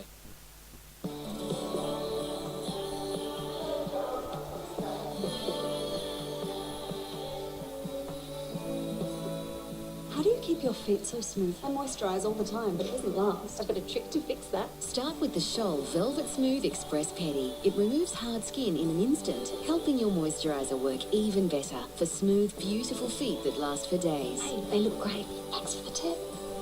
The Scholl Velvet Smooth Express Pedi. I know the world's changing. I've seen the old traditions die, one by one. Grace, dignity, feeling for the past. We are facing a crisis. We have been forced into a conflict. That might is right. I'm just going to sum the whole thing up in one word. It's undignified. It's a good word. I am a simple man. They pulled you 1,000 times just like they pulled me. I don't know what to do about the depression and the inflation and the Russians. I'm not a quitter. This country is planted thick with laws from coast to coast. They are not in control. We are. But you got to be in it all the way or not at all. This is a matter of principle. That's the stuff leaders should be made of. And I believed that then, and I believe that now. All men are created equal. No matter how hard you try, you can never erase those words. Ladies and gentlemen, two-time Academy Award winner for Clue and Coming Home, Jane Fonda, and Academy Award winner for The Queen, Helen Mirren.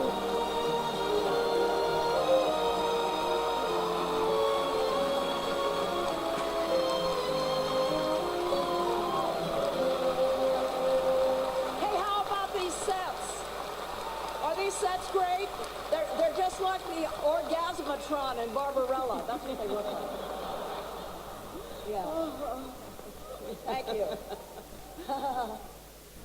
Jane and I are very, very honoured to have been asked to present together on Oscar's 90th birthday. Yeah, especially when we found out he's older than we are, right? God, that makes a point. I mean, that's an anomaly, really, isn't it, here in Hollywood, having an older man with a younger woman. From the 1960s to the present, we have both witnessed and experienced so many changes in politics, in fashion, in film, in science, technology, and now between women and men, in public and in private. And like all of you, we have embraced some of those changes, we've fought against some of them, we've sought new ideas and new understandings. And what was once considered groundbreaking soon becomes the norm, right? But there is one constant, a constant that unites us. We have been and always will be mesmerized by the power of a great performance. Here are the nominees for a performance by an actor in a leading role. Timothy Chalamet, Call Me By Your Name. I can't believe you changed it again. Oh, I changed it a little bit. Yeah, why? I just played it the way Bruzoni would have played it if he'd altered Liszt's version. And what is wrong with Bach, the way Bach would have played Bach? Bach never wrote it for the guitar. In fact, we're not even sure Bach wrote it. Forget I asked.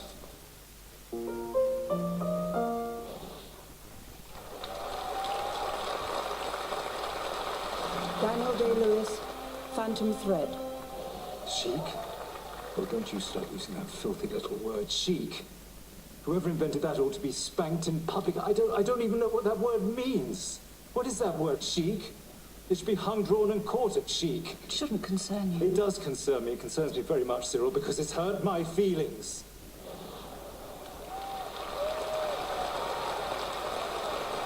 Daniel Kaluuya, Get Out. What do you do? Good. Nothing. I just sat there. You didn't call anyone? No. Why not? I don't know. I just thought that if I did, make it real.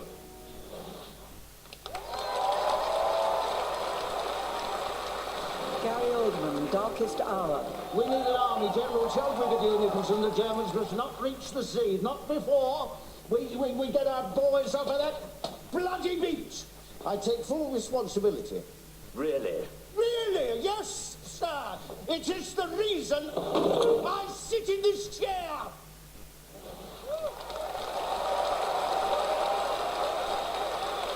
Denzel Washington, Roman J. Israel Esquire.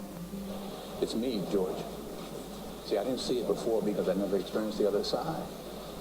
I'm the defendant and the plaintiff simultaneously. I file against myself. I represent myself. I convict myself, thereby expanding the full scope of a legal desert because the judgment's built in. The only thing left is forgiveness, and I grant that to myself.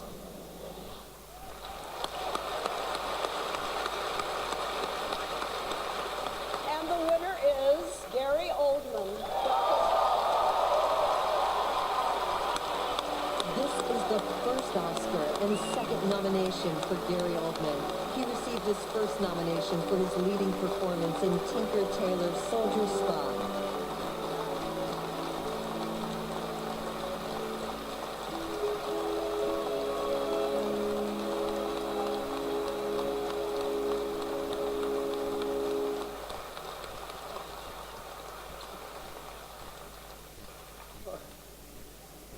Well, my deepest thanks to the Academy and its members for this this glorious prize. I owe this and so much more to so many. I've lived in America for the longest time, and I am deeply grateful to her for the loves and the friendships I have made and the many wonderful gifts it has given me. My home, my livelihood, my family, and now Oscar. The movies, such as their power, captivated a young man from South London and gave him a dream. And Douglas Urbanski, my dear friend and brother, you have helped keep that dream alive. Joe Wright, thank you for this. It only took 20 years for us to work together, but it was well worth the wait. Thank you, Kazu, Lucy, David, for your artistry. Thank you, everyone at Working Title and Universal Focus for your Herculean efforts and support on this film. Thank you, Eric Fellner, Tim Bevan, Lisa Bruce, Anthony McCartan, Danny and her amazing team, and of course, Jim Osborne. I would just like to salute Sir Winston Churchill, who has been marvellous company on what can be described as an incredible journey, and my wife, Giselle, for travelling that road with me and being at my side. Thank you, Alfie, Gully, Charlie, William, my remarkable fellow nominees, and my dear friend out there, Denzel. And I'm not going to, obviously, I'm not going to win the ski. I would like to thank my mother, who is older than the Oscar. She is 99 years young, next birthday. And she is watching the ceremony from the comfort of her sofa. I say to my mother, thank you for your love and support. Put the kettle on. I'm bringing Oscar home.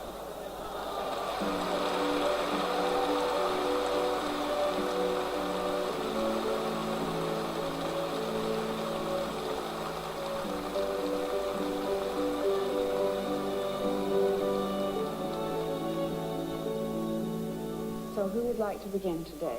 I'm going to tell you something I have never told anybody. You change your dreams and then you grow up. And I'm tired. Problem is, this is the only thing I ever felt good doing. Now I'm sure of one thing at least. Want to be perfect. Practically perfect in every way. We nearly missed it, but we've got our chance. You can thank me later. I may have my tiny faults. I'm loud and I'm vulgar. There's always going to be a part of me that's sloppy and dirty, but I like that. I'm good at my work. Well, I'm as good as I am. That's how good I am. Oh, you betcha, yeah. God, I love you. Snap out of it. What is the matter with you? You don't know me. You with your smug face. I want to know how the hell you sleep at night. You think I asked for that? Until today, I would never have believed I could say such a thing.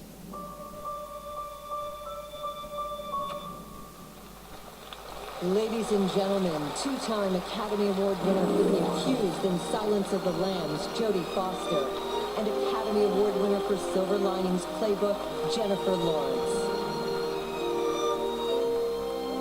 I'm so sorry. What happened to you? Streep. Yeah. She tinied me. But, you know, I prefer not to discuss it. No, it's cool. You know, she tripped me once. But we're gonna not talk about that. We're gonna get on with it, aren't we? Legal reasons, I get it. Yeah. She's always so nice at the luncheons. Yes, she's acting. Ah. You wait. What is so powerfully evident about the past recipients of this Academy Award is the strength of the women, not just that of the characters they portrayed on screen, but in many cases the actresses' personal strength forged in the challenges they faced as women in their real-life journey to the Oscar stage. It's a new day in Hollywood with new challenges ahead for all of us. But none of us will ever forget those who came before us, those who blazed a trail for my generation and for those to come, like Jodie, who gave me one of my first jobs when I was 19 and has inspired me every day since. Aww. That was nice. Well, I improvised it. And now let's take a look at the 5 very inspiring women who are this year's nominees for Best Performance by an Actress in a Leading Role. You didn't even mess up. I said best. I wasn't supposed to. Sally Hawkins, The Shape of Water. He's happy to see me. Every time. Every day.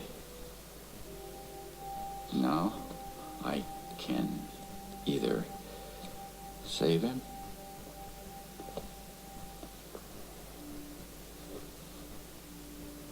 or let him die.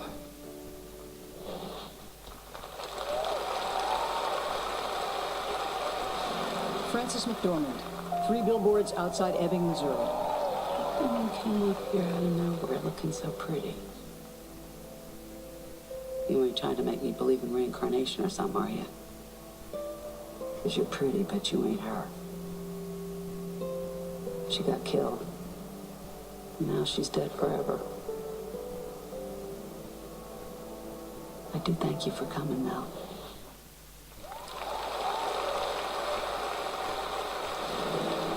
Margot Robbie, I, Tanya. I am no one if I can't. No, I can't. I'm not. I mean, I'm not some monster. I'm just trying to do the best with what I know how to. Miss And Harding. you're giving me. It's like you're giving me a life sentence if you do that. You can't do that. Miss Harding, that's enough. You can't. Please, because just send me to jail and then I can still skate.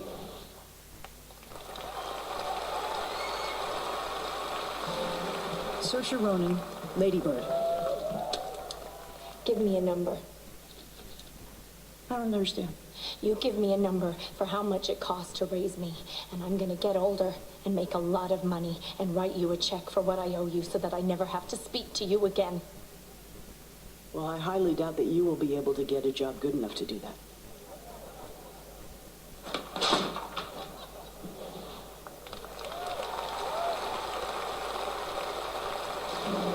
Meryl Streep, The Post.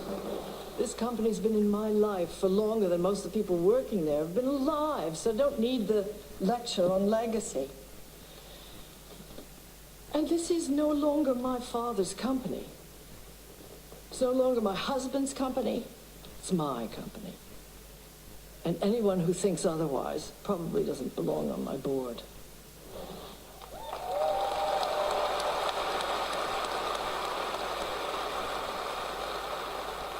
And the Oscar goes to Frances McDormand, 3 Billboards Outside Ebbing, Missouri.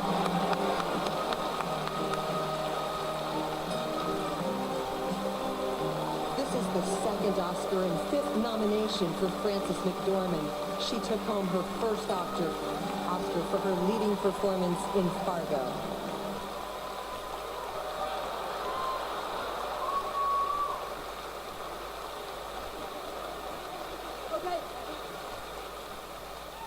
Okay. So I'm hyperventilating a little bit. If I fall over, pick me up because I've got some things to say.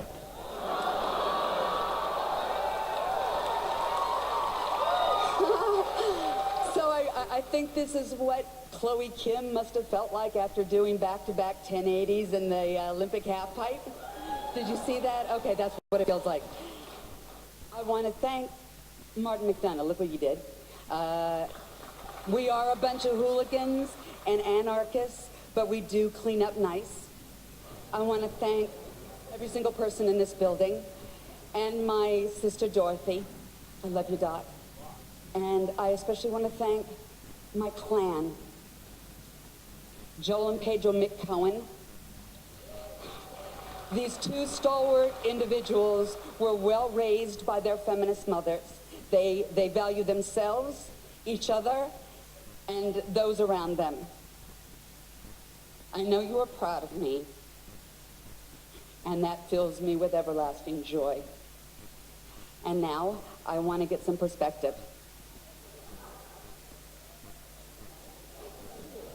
If I may be so honored to have all the female nominees in every category stand with me in this room tonight.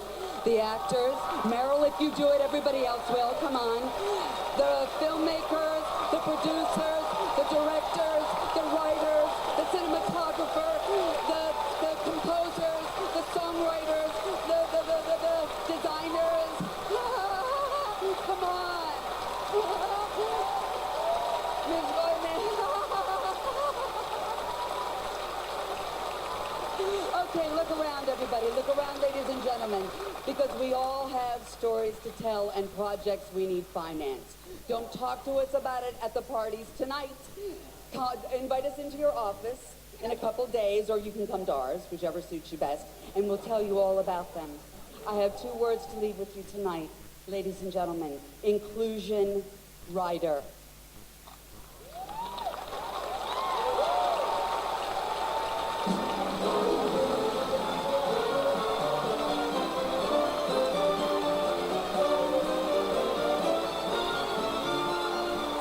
Up next, the Academy Award for Best Picture will be opening this envelope when we come back.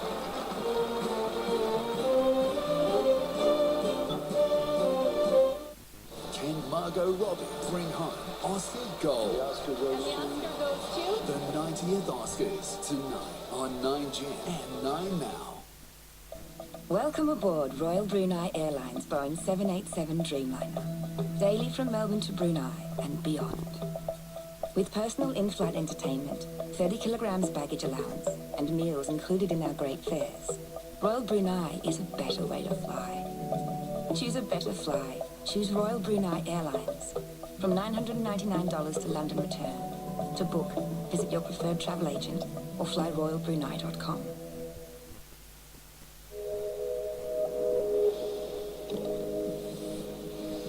At Airwick, we believe when scent is carried through mist, it stays with us. It envelops and entices. New Airwick Essential Mist transforms fragrance infused with essential oils into mist to surround us with the fragrance we love. New Airwick Essential Mist. How are UE clients getting better value with UE Rewards? It's great to save money with UE Insurance, and it's also great to save money with the UE Rewards program. You know, having a great policy plus having those additional benefits. To be able to feel like we're getting something back. It's suddenly like, hey, okay, I want to get my insurance sorted with UE and get rewarded for it. I feel like I am getting really good value with the UE Rewards. Does your insurer give you value like this? Join UE and get free access to UE Rewards. Call 13UE or go to UE.com.au. Carpet Call has slashed prices on its ranges of timber, laminate and vinyl flooring. Real hardwood click system timber boards. Parador extra wide, extra long laminate. Virgo water resistant laminate. Wood Effects luxury vinyl planks. And revolutionary Cortec vinyl flooring. There's over 100 finishes and styles in stock right now to suit any room in your home. Starting from under $20 per square meter. And take up to 70% off the ticketed price of our beautiful fashion rugs. Transform your home today at Carpet Call. The experts in the trade. Taking hotels from 1-star... Is this mold? ...to 5-star. This is gorgeous. Hotel Impossible starts tonight, 8:30 on 9 Live. This program brought to you by Rolex. Rolex celebrates 4 masters of cinema.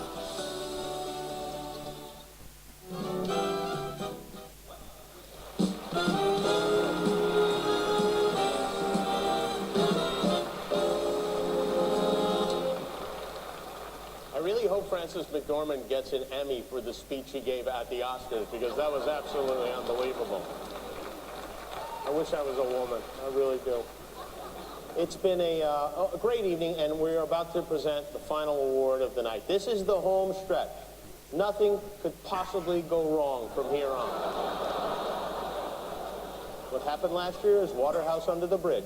Here now, on the historic 51st anniversary of the classic Bonnie and Clyde, please welcome Warren Beatty and Faye Dunaway.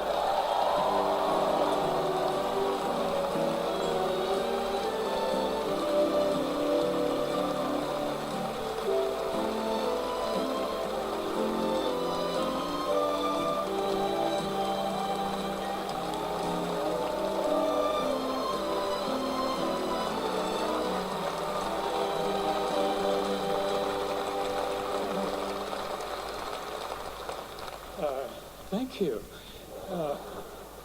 It's so nice seeing you again. As they say, presenting is lovelier the second time around.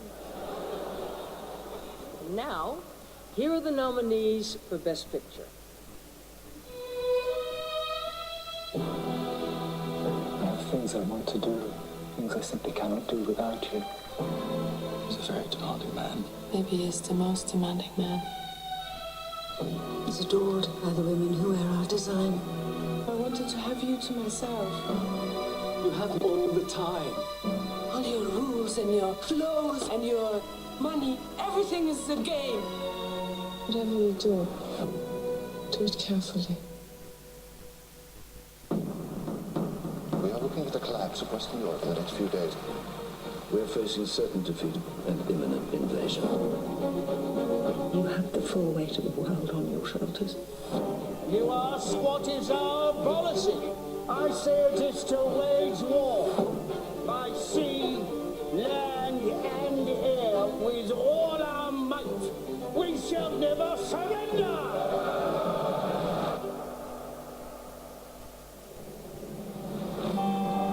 What's wrong what you can and cannot say on a billboard? I'd do anything to catch your daughter's killer. I don't think those billboards is very fair. Police are too busy eating Krispy Kremes to be solving actual crime. What's the matter with you? Saying that stuff on TV? There's a lot of good friends of Bill Willoughby in this town. Stop! No! You didn't have to drill a little hole in the dentist today, did you? Of course not.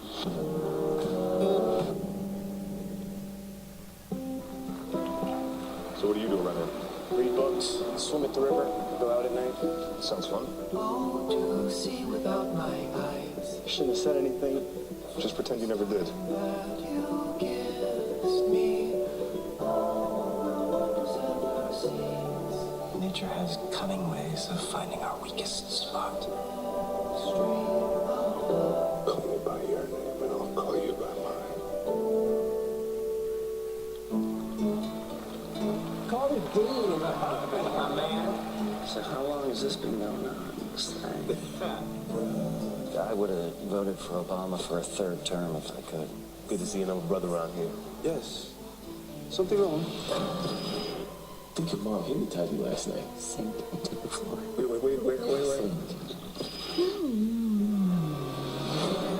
You have been chosen. There's no need to worry. There are 400,000 men on this beach to evacuate. They've activated the civilian boats. Civilian? We need to destroy it. He's on me! I'm on him. We shall fight on the beaches. We shall go on to the end. Together we'll die. We have a job to do. We shall never surrender. Do you have the papers? The White House has been lying about the Vietnam War for 30 years. We publish. We could all go to prison. You're talking about exposing years of government secrets. Nixon will muster the full power of the presidency, and if there's a way to destroy you, he'll find it. I'm asking your advice, Bob, not your permission. The way they lied. Those days have to be over. Does Mom hate me? Are you tired? No.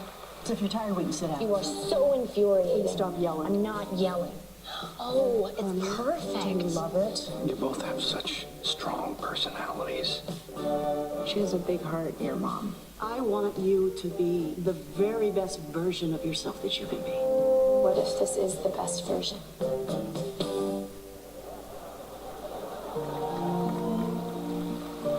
I told you about her, Eliza, hurry. what would I say? Perhaps I would just warn you. A tale of love and loss.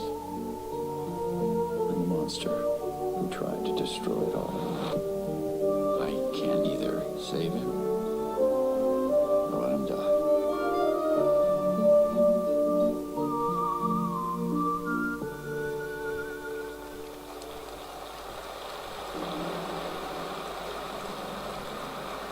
And the Oscar goes to...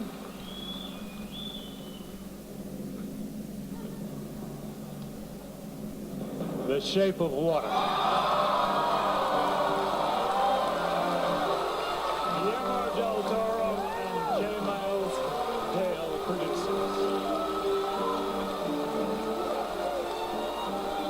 The Shape of Water has 13 Academy Award nominations this year, winning 4 Oscars tonight for production design, music original score, directing, and Best Picture.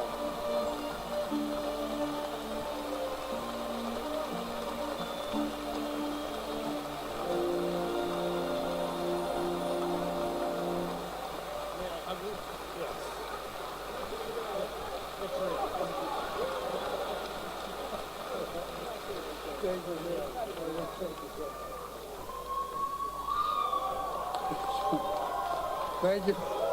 Thank you very much.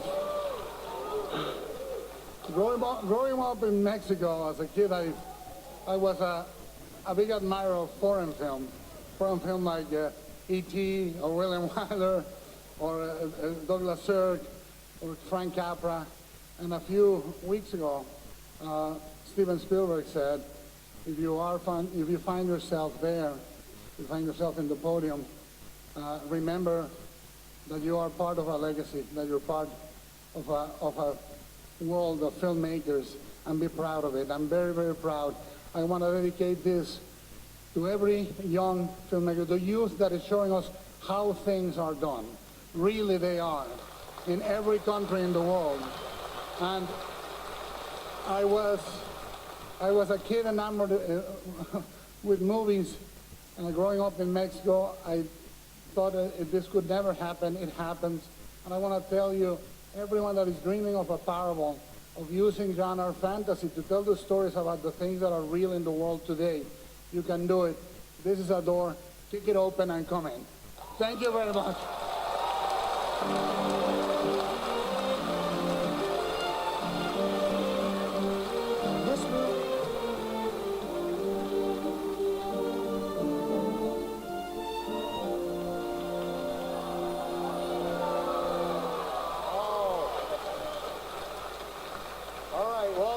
supposed to go, I guess, right? Sorry, guys, we're out of Oscars. What did you want to say? I'll tell them. I just wanted to say that this Guillermo, it's his heart, and it's everything. We thank him for letting us be. That's right. Guillermo del Toro, everybody, is your heart, and congratulations to all of our nominees, our winners, and to the winner of the jet ski, which is the real big prize of the night, costume designer Mark Bridges. Bring it out. Mark Bridges, Helen Mirren. We'll see you in Havasu, Mark. Thanks for watching to the end. Thanks to Jennifer Todd, Mike DeLuca, John Bailey, Don Hudson. Happy birthday to my wife, and apologies to Matt Damon. We ran out of time for him. Don't forget to always hit him with the hind. Good night, everybody.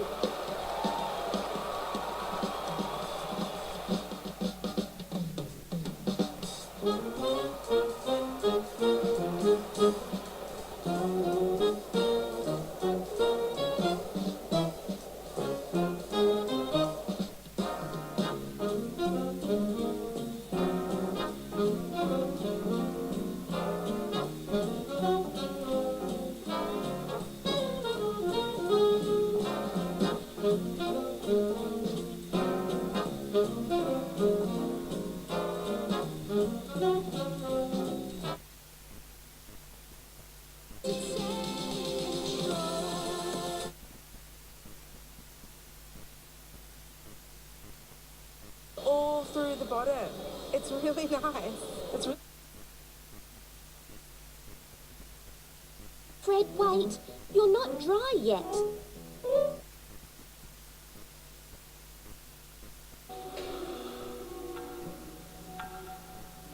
Not anymore. You can watch Australian Story tonight at 8 p.m. on ABC TV and on iView.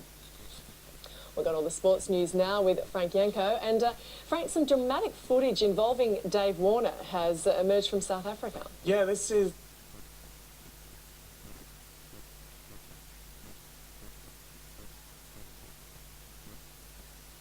And wait for the task to be done. This is Jolene. She just came over and hooked up all the tech in my man cave. And in an hour, when the homies come over, who do you suppose I tell them did it? It was all you, tech boy.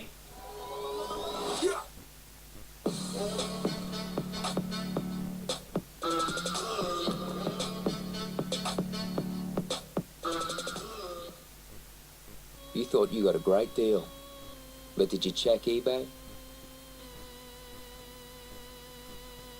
Compare prices at 40,000 Aussie stores. Fill your cart with colour.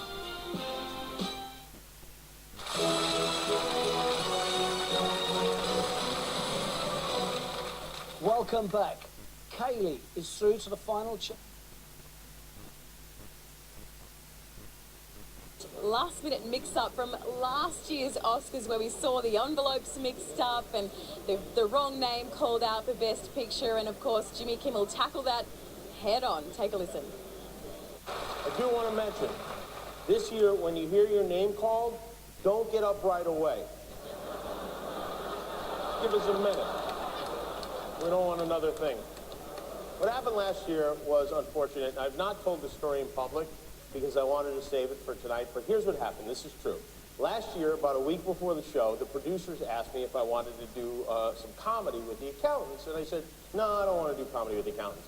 So then the accountants went ahead and did comedy on their own. Now, as for the rest of the awards themselves, well, Best Supporting Actress went to the favourite Alison Janney for her work on I, Tonya. We also saw Best Supporting Actor going to Sam Rockwell for his work on 3 Billboards Outside Ebbing, Missouri. Best Actress, unfortunately, our very own Margot Robbie missed out on the gong just a couple of minutes ago. That went instead to Frances McDormand for the amazing work that she did also on 3 Billboards Outside Ebbing, Missouri. Best Actor went to Gary Oldman, who portrayed Winston Churchill in Darkest Hour. And Best Picture, The Shape of Water. It's the sci-fi love story, and that has taken up Best Picture here at the Oscars. Interestingly, Warren Beatty and Faye Dunaway were back after that big gaffe last year. They were back to present the award, and thankfully it went off without a hitch. So now all of the actors, actresses are just filing out behind me. The show has finally wrapped, but that is not the end of it, because there is one big party about to start here in Hollywood tonight. I'm sure there is. Thank you so much, Lizzie Pearl. And of course, for all the Oscars fashion, we'll have a complete wrap coming up a little later in our afternoon news. Let's quickly check in on some of the other day's news happening back home. And complainants have begun giving evidence at the committal hearing into historical sex offence charges against Cardinal George Pell. A large media contingent greeted the senior Catholic cleric as he arrived at the Melbourne Magistrates Court this morning before he was escorted inside by police. The hearing is expected to run for 4 weeks and will determine if there is sufficient evidence to commit the 76-year-old to stand trial. The Cardinal has denied all allegations. A burning cigarette in a council rubbish bin is being blamed for causing a destructive fire that tore through a property in Sydney's west overnight. Neighbours joined forces in holding back the blaze with the help of garden hoses, but the flames quickly spread through a yard, destroying a carport. The family hasn't been allowed back home while fire crews assess the damage. A 7-year-old girl whose sister was being mauled by the family dog told neighbours she was being thrown around like a rag doll. The 10-year-old victim from Berwick in Melbourne's southeast suffered serious injuries after the vicious attack last night. She was eventually saved by neighbours who heard her screams. It was totally going ballistic, yeah. She was in total shock. She was covered in blood and just marks everywhere. The local council has confirmed the family's 2 dogs, a bull mastiff and a boer bull, were not registered. A report by the Grattan Institute has found immigration is contributing to spiralling house prices in Australia. It even recommends cutting the number of newcomers as a last resort to help fix what it calls the housing affordability mess. The respected think tank slammed governments for failing to address housing supply over the last 2 decades. A snowboarder who was buried by an avalanche in the United States is lucky to be alive, thanks to the heroes who helped dig him out. Now the survivor is speaking out about what it's like to see a wall of snow heading straight for him.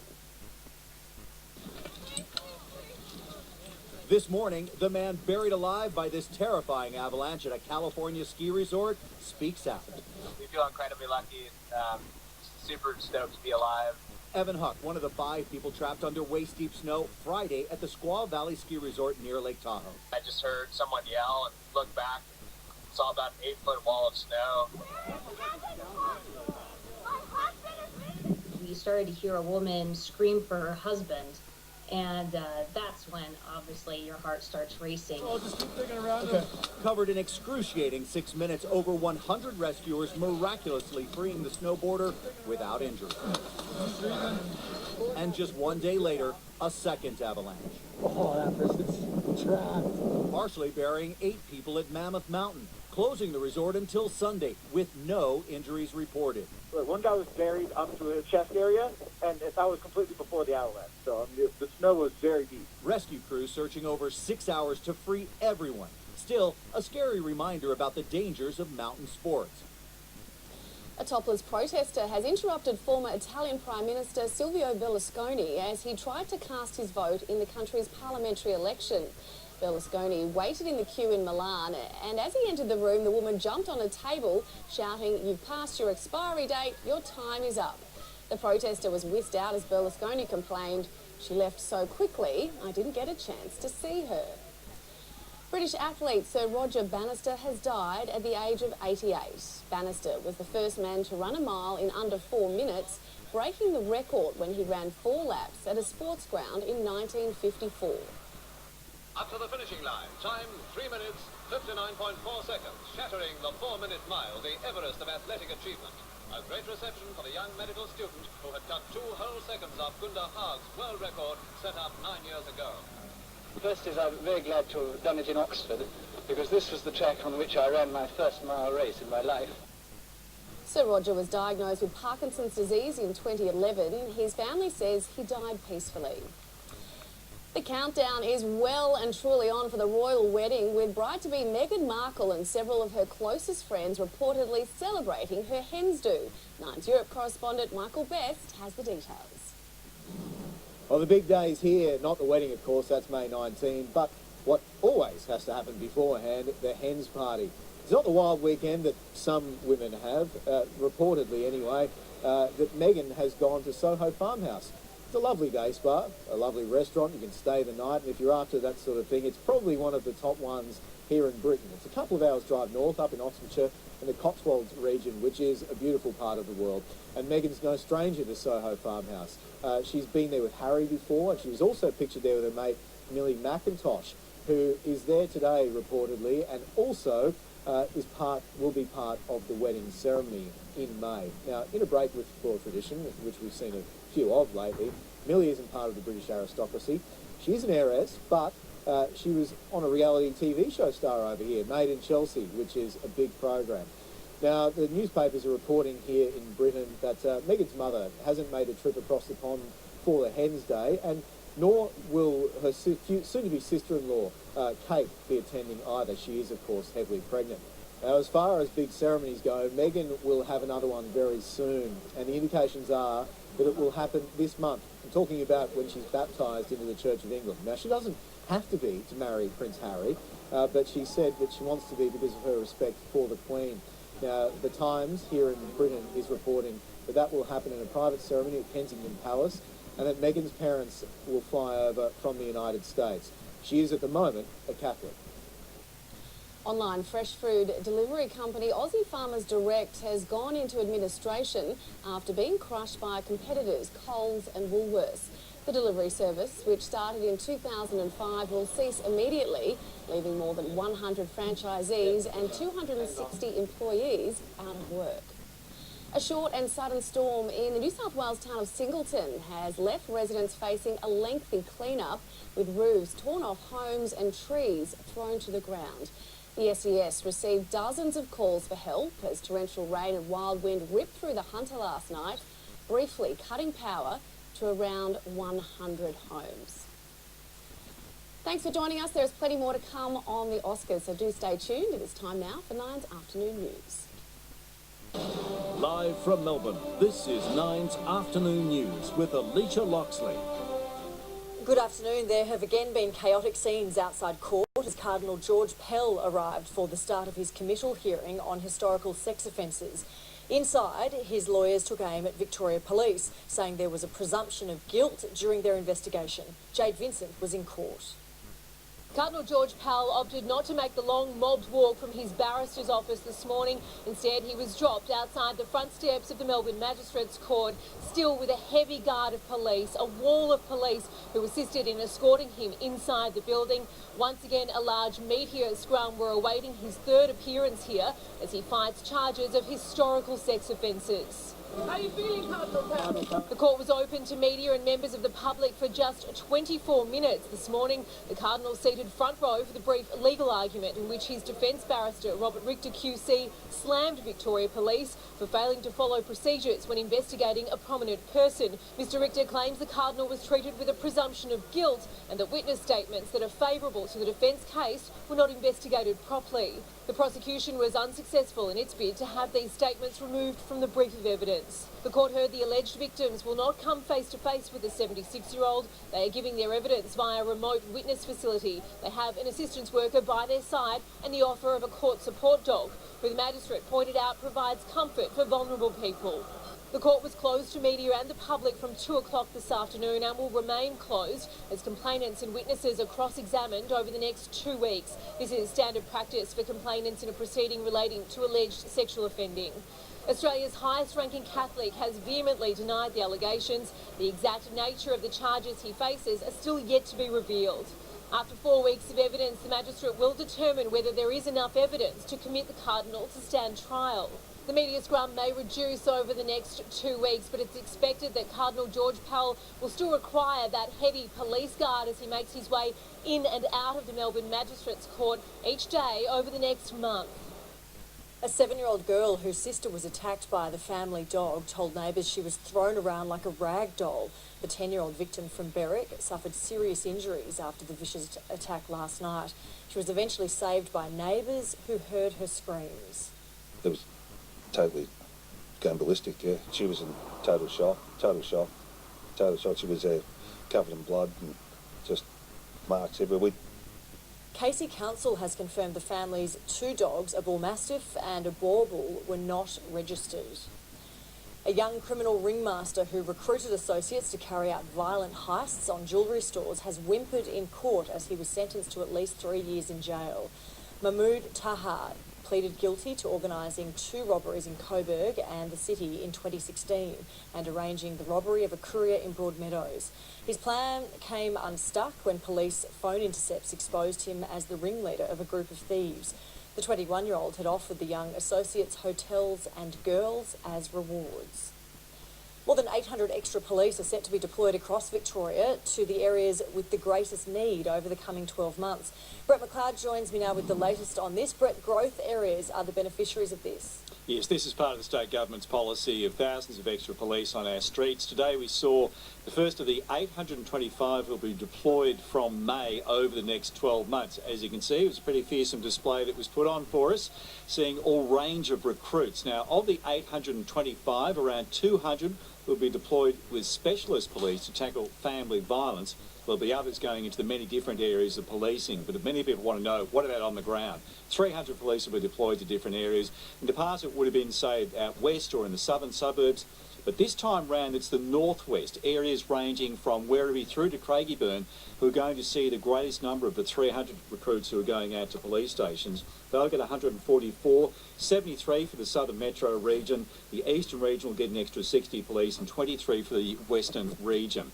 Now, with so many extra police being deployed and recruited, there was a question about what that would mean for standards. The Chief Commissioner said they've had more than 9,000 applications to join the force. It has had the luxury where you haven't had to really look at lowering standards. So the police that you're seeing behind you today and here with me today, they're the best trained police we've ever had. Also on law and order, the opposition today released a policy which would give the magistrates in the Children's Court greater powers to force children who are at risk of drug offending into mandatory rehabilitation services. And they say this is a power that should be enforced so that people are stopped from going down the path of crime at an early age. Okay, Brett McLeod there, thank you. Well, to news just in, and 2 people have been arrested following a police pursuit that's just ended near Dalesford. 2 men apprehended in bushland have been led away in handcuffs. Several police cars are in attendance, and we'll have more details for you on this developing story coming up in 9 News tonight at 6 o'clock. A young man accused of kidnapping a 20-year-old woman in a terrifying ordeal on Saturday night has appeared in a Gold Coast courtroom. Isabel Mullen was there. 19-year-old Connor Heidke has had his matter mentioned here at Southport Magistrates Court, charged over a terrifying abduction at Nerang on Saturday night. Charged with making threats, dangerous operation of a vehicle and deprivation of liberty, Heidke is expected to apply for bail tomorrow. Police claim a 20-year-old woman jumped from the passenger side of his white van in Nerang and flagged down a black car in a bold bid to escape him. Heidke allegedly ran the car a number of times before getting out armed with a knife and forcing the woman back into his van. He was remanded in custody until tomorrow. Next in Melbourne's 9 News, we're live to Los Angeles as the Oscars after parties get underway. Families left distraught after a Cranbourne cemetery was targeted by thieves. And the trip to the airport made all the more stressful. Relationships will go under the microscope. This is a very important part of the experiment. These are the dinner parties they'll never forget. Are you wasting our time? The bride's and groom's families together. My sister wants me to run for the hills and never look back. And out of nowhere... You're not engrossed in what's happening with us. Is it over for Sarah and Delve? I'm out. Must see Married tonight, 7:30. Then tomorrow, the boys' night spirals out of control. Know that feeling you get when you're hit with another yearly health insurance rate rise? Premiums have increased on average by more than 30% in the last 5 years. So if you haven't checked lately, you could be paying too much.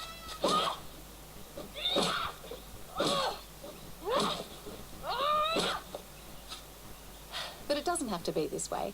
Call iSelect before prices rise on April 1 and we'll find the right health cover for you. So don't get mad, get even. Call iSelect on 13 19 20 today. To read, to play, to walk. They learn so much in just a few years. Imagine what we've learnt in 150. Introducing Nan OptiPro HA3 Toddler Milk, our most advanced formulation. Hi. How was your day? Good. Good. Hey, sweetie, why is that little girl alone? She's always by herself. Why doesn't anybody play with her? 1 in 7 young Australians are living in poverty. Do you think we could help? Yeah, I think we can too. Be the one to change her life. Sponsor an Australian child through the Smith family today. My dentist said enamel should be great on the outside and on the inside. Go Pro with Oral-B Pro Health. It's formulated with active strength technology that strengthens enamel on the inside, plus it protects the outside better than Colgate Total. Go Pro with Oral-B Pro Health. Best sheds up to 40% cheaper. Double garages, 6x6, 3,600. American barns from 5,800. Industrial buildings, 12 by 12 by 4.2, 12,100. Call Best Sheds, 1-800 15 17 18.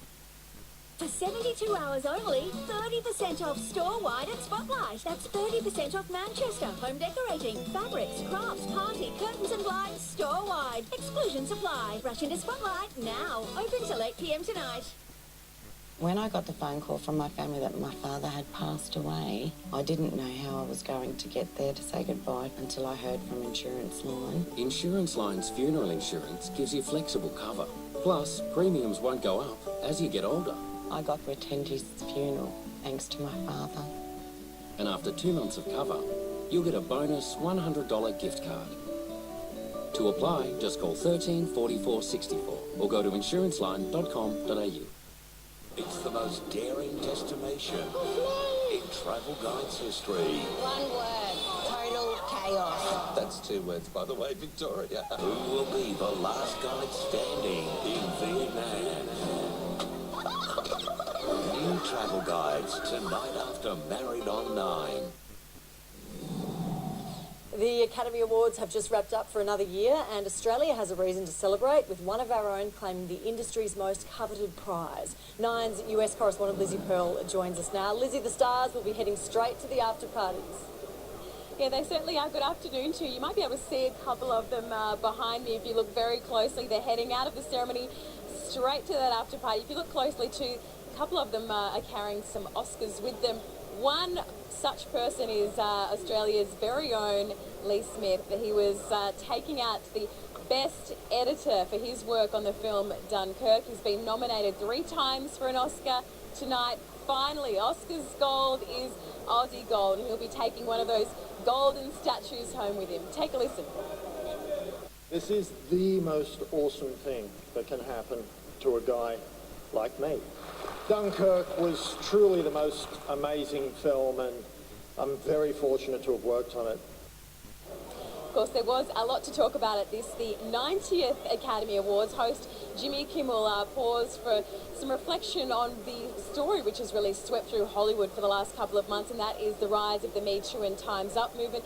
A special time during this ceremony was carved out to pay tribute to that. He also had to talk about that other big issue, which was, of course, the monumental envelope mix-up from last year, which saw the wrong movie called out for Best Picture. Jimmy Kimmel tackled it head-on. Take a listen. I do want to mention, this year, when you hear your name called, don't get up right away. Give us a minute. We don't want another thing. What happened last year was unfortunate. I've not told the story in public because I wanted to save it for tonight, but here's what happened. This is true. Last year, about a week before the show, the producers asked me if I wanted to do some comedy with the accountants, and I said, no, I don't want to do comedy with the accountants. So then the accountants went ahead and did comedy on their own. Now on to the big awards themselves. Well, Best Supporting Actress went to Alison Janney for her work on I, Tonya. Best Supporting Actor went to Sam Rockwell for 3 Billboards Outside Ebbing, Missouri. Gary Oldman was named Best Actor for his portrayal of Winston Churchill in Darkest Hour. Best Actress, Frances McDormand for 3 Billboards Outside Ebbing, Missouri. Unfortunately, our very own Margot Robbie missed out on that one, but certainly what a great honour for her to be nominated for I, Tonya, which has really proven herself here in Hollywood. As for the big one, well, Best Picture, that went to The Shape of Water, the sci-fi love story. And you know, Faye Dunaway and Warren Beatty, the two who presented the Best Picture last year, well, they were invited back again this year, and thankfully, I can report it went off without a hitch. The right movie got the right prize at the end of the night. So all of the A-listers, the who's who of Hollywood, is now filing out of the theatre, and they'll be going to the after parties. So the show may be over, but the party is just beginning. It certainly is. Lizzie Pearl there, enjoy. Thanks so much. Well, more than a dozen grave sites have been vandalised at Cranbourne Cemetery, with several memorial plaques stolen. Lana Murphy has more. 1 week ago, this gravesite had a plaque on it with the name Robin Sandham, but now it's nothing but glue and concrete after thieves targeted Cranbourne Cemetery, taking off with as many as 20 plaques, including a baby's. Cranbourne woman Belinda Sandham noticed her aunt's nameplate had disappeared yesterday when she came to pay her respects. After confirming no one in her family or at the Cemetery Trust had moved the plaque, she realised it had been taken. Lay your family to rest here and you think that this is going to be their final resting place and they can be at peace. Then she saw the full scope of what had happened. Dozens of plaques gone, some left over but damaged. Very upsetting.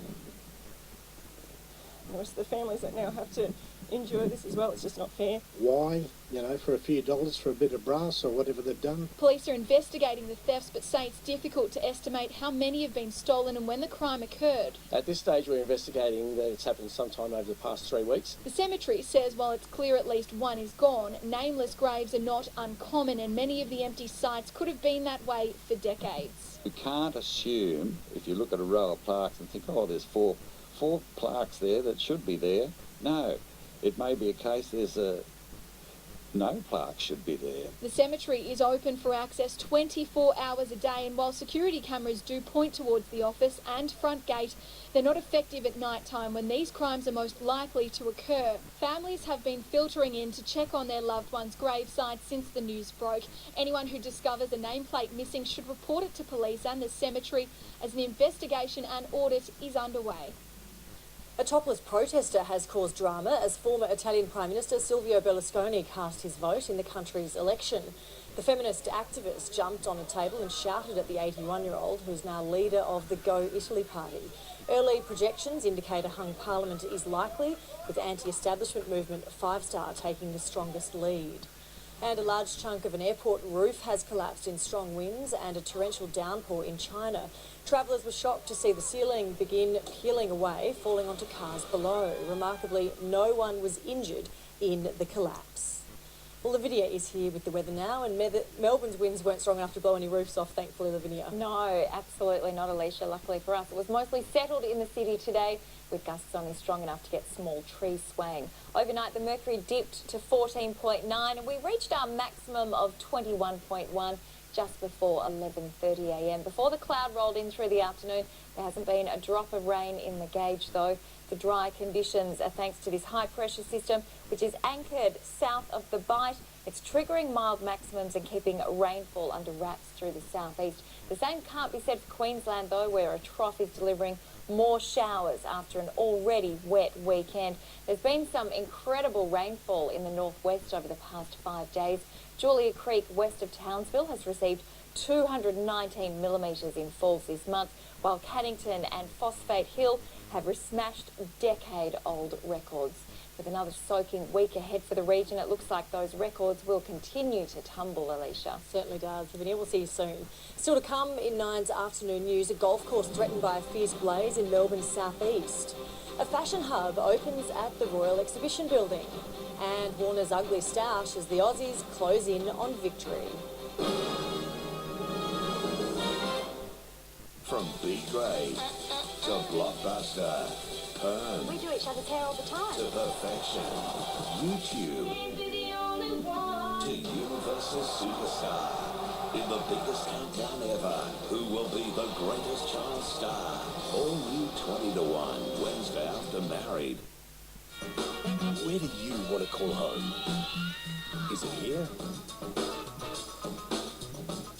Here? Or here? Wherever Wherever you're looking across our great state, Bank of Melbourne might just have the rate for you. So come in and chat to us about the great state rate. Because at Bank of Melbourne, we're for the makers.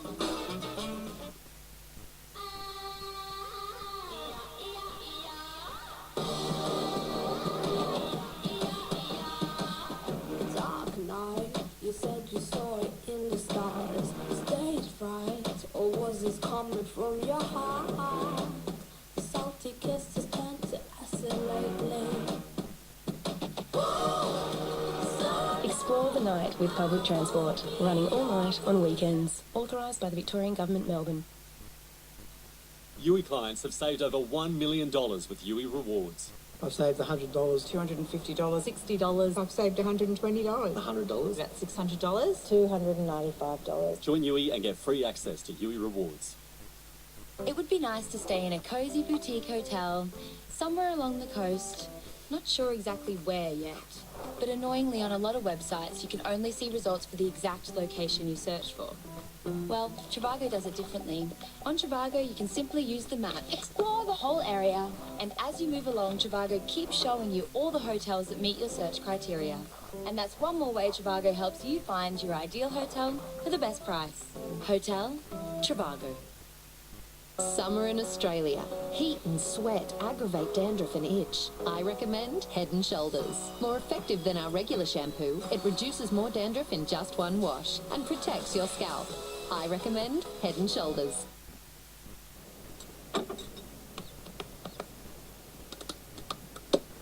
Is your tummy in tune?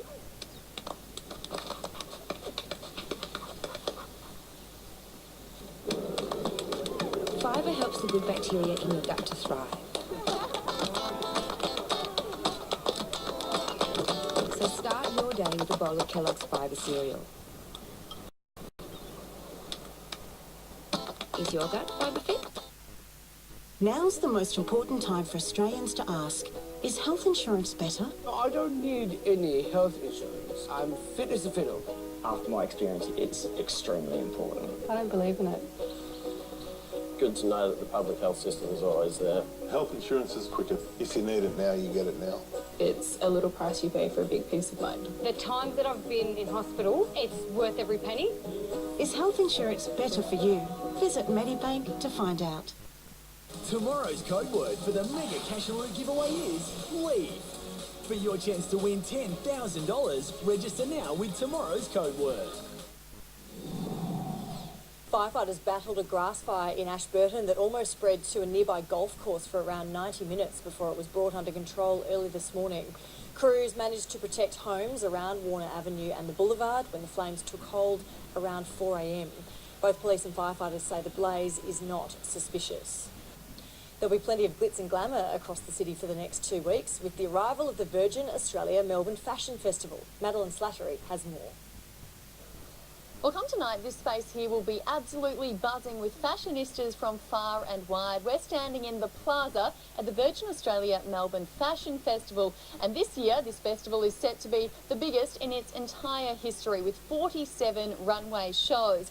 But given this festival is all about the consumers, organisers have made it their goal to put on a lavish spread for everyone to enjoy. We want consumers to be able to come in and we want them to feel super special. With social media and digital changes around the world, consumers are the new fashion authority. Anyone coming through will be treated to a pamper session with looks hot off the runway.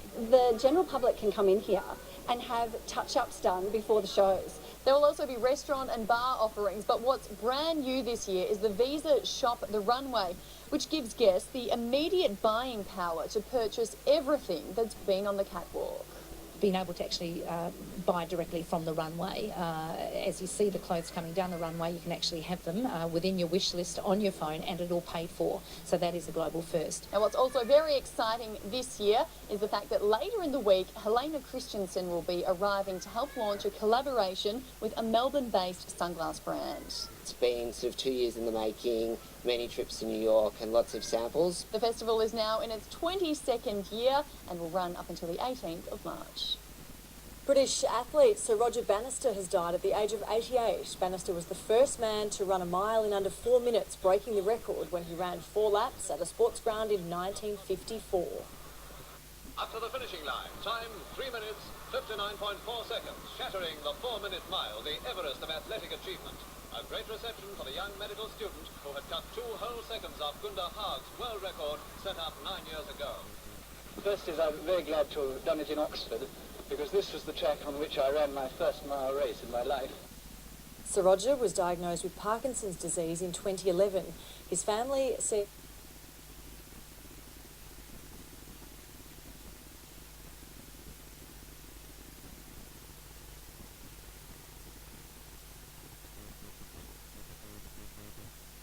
The Chancellor congratulated the Social Democrat Party, the SPD, after it agreed to form a coalition with her Conservative Christian Democrats for another 4 years. The far-right AfD will become the largest opposition party in the Bundestag. Angela Merkel could be sworn in for her 4th term as Chancellor as soon as mid-March. Syria's military appears to be advancing on several fronts to take the rebel enclave of eastern Ghouta near the capital Damascus. Residents are fleeing as the assault intensifies, and much-needed UN aid has been unable to enter the war-torn area. The White House has accused Moscow of complicity in the offensive, saying Russian military carried out at least 20 daily bombing missions in the region last month. Now, Emily Dawson is here with the business news.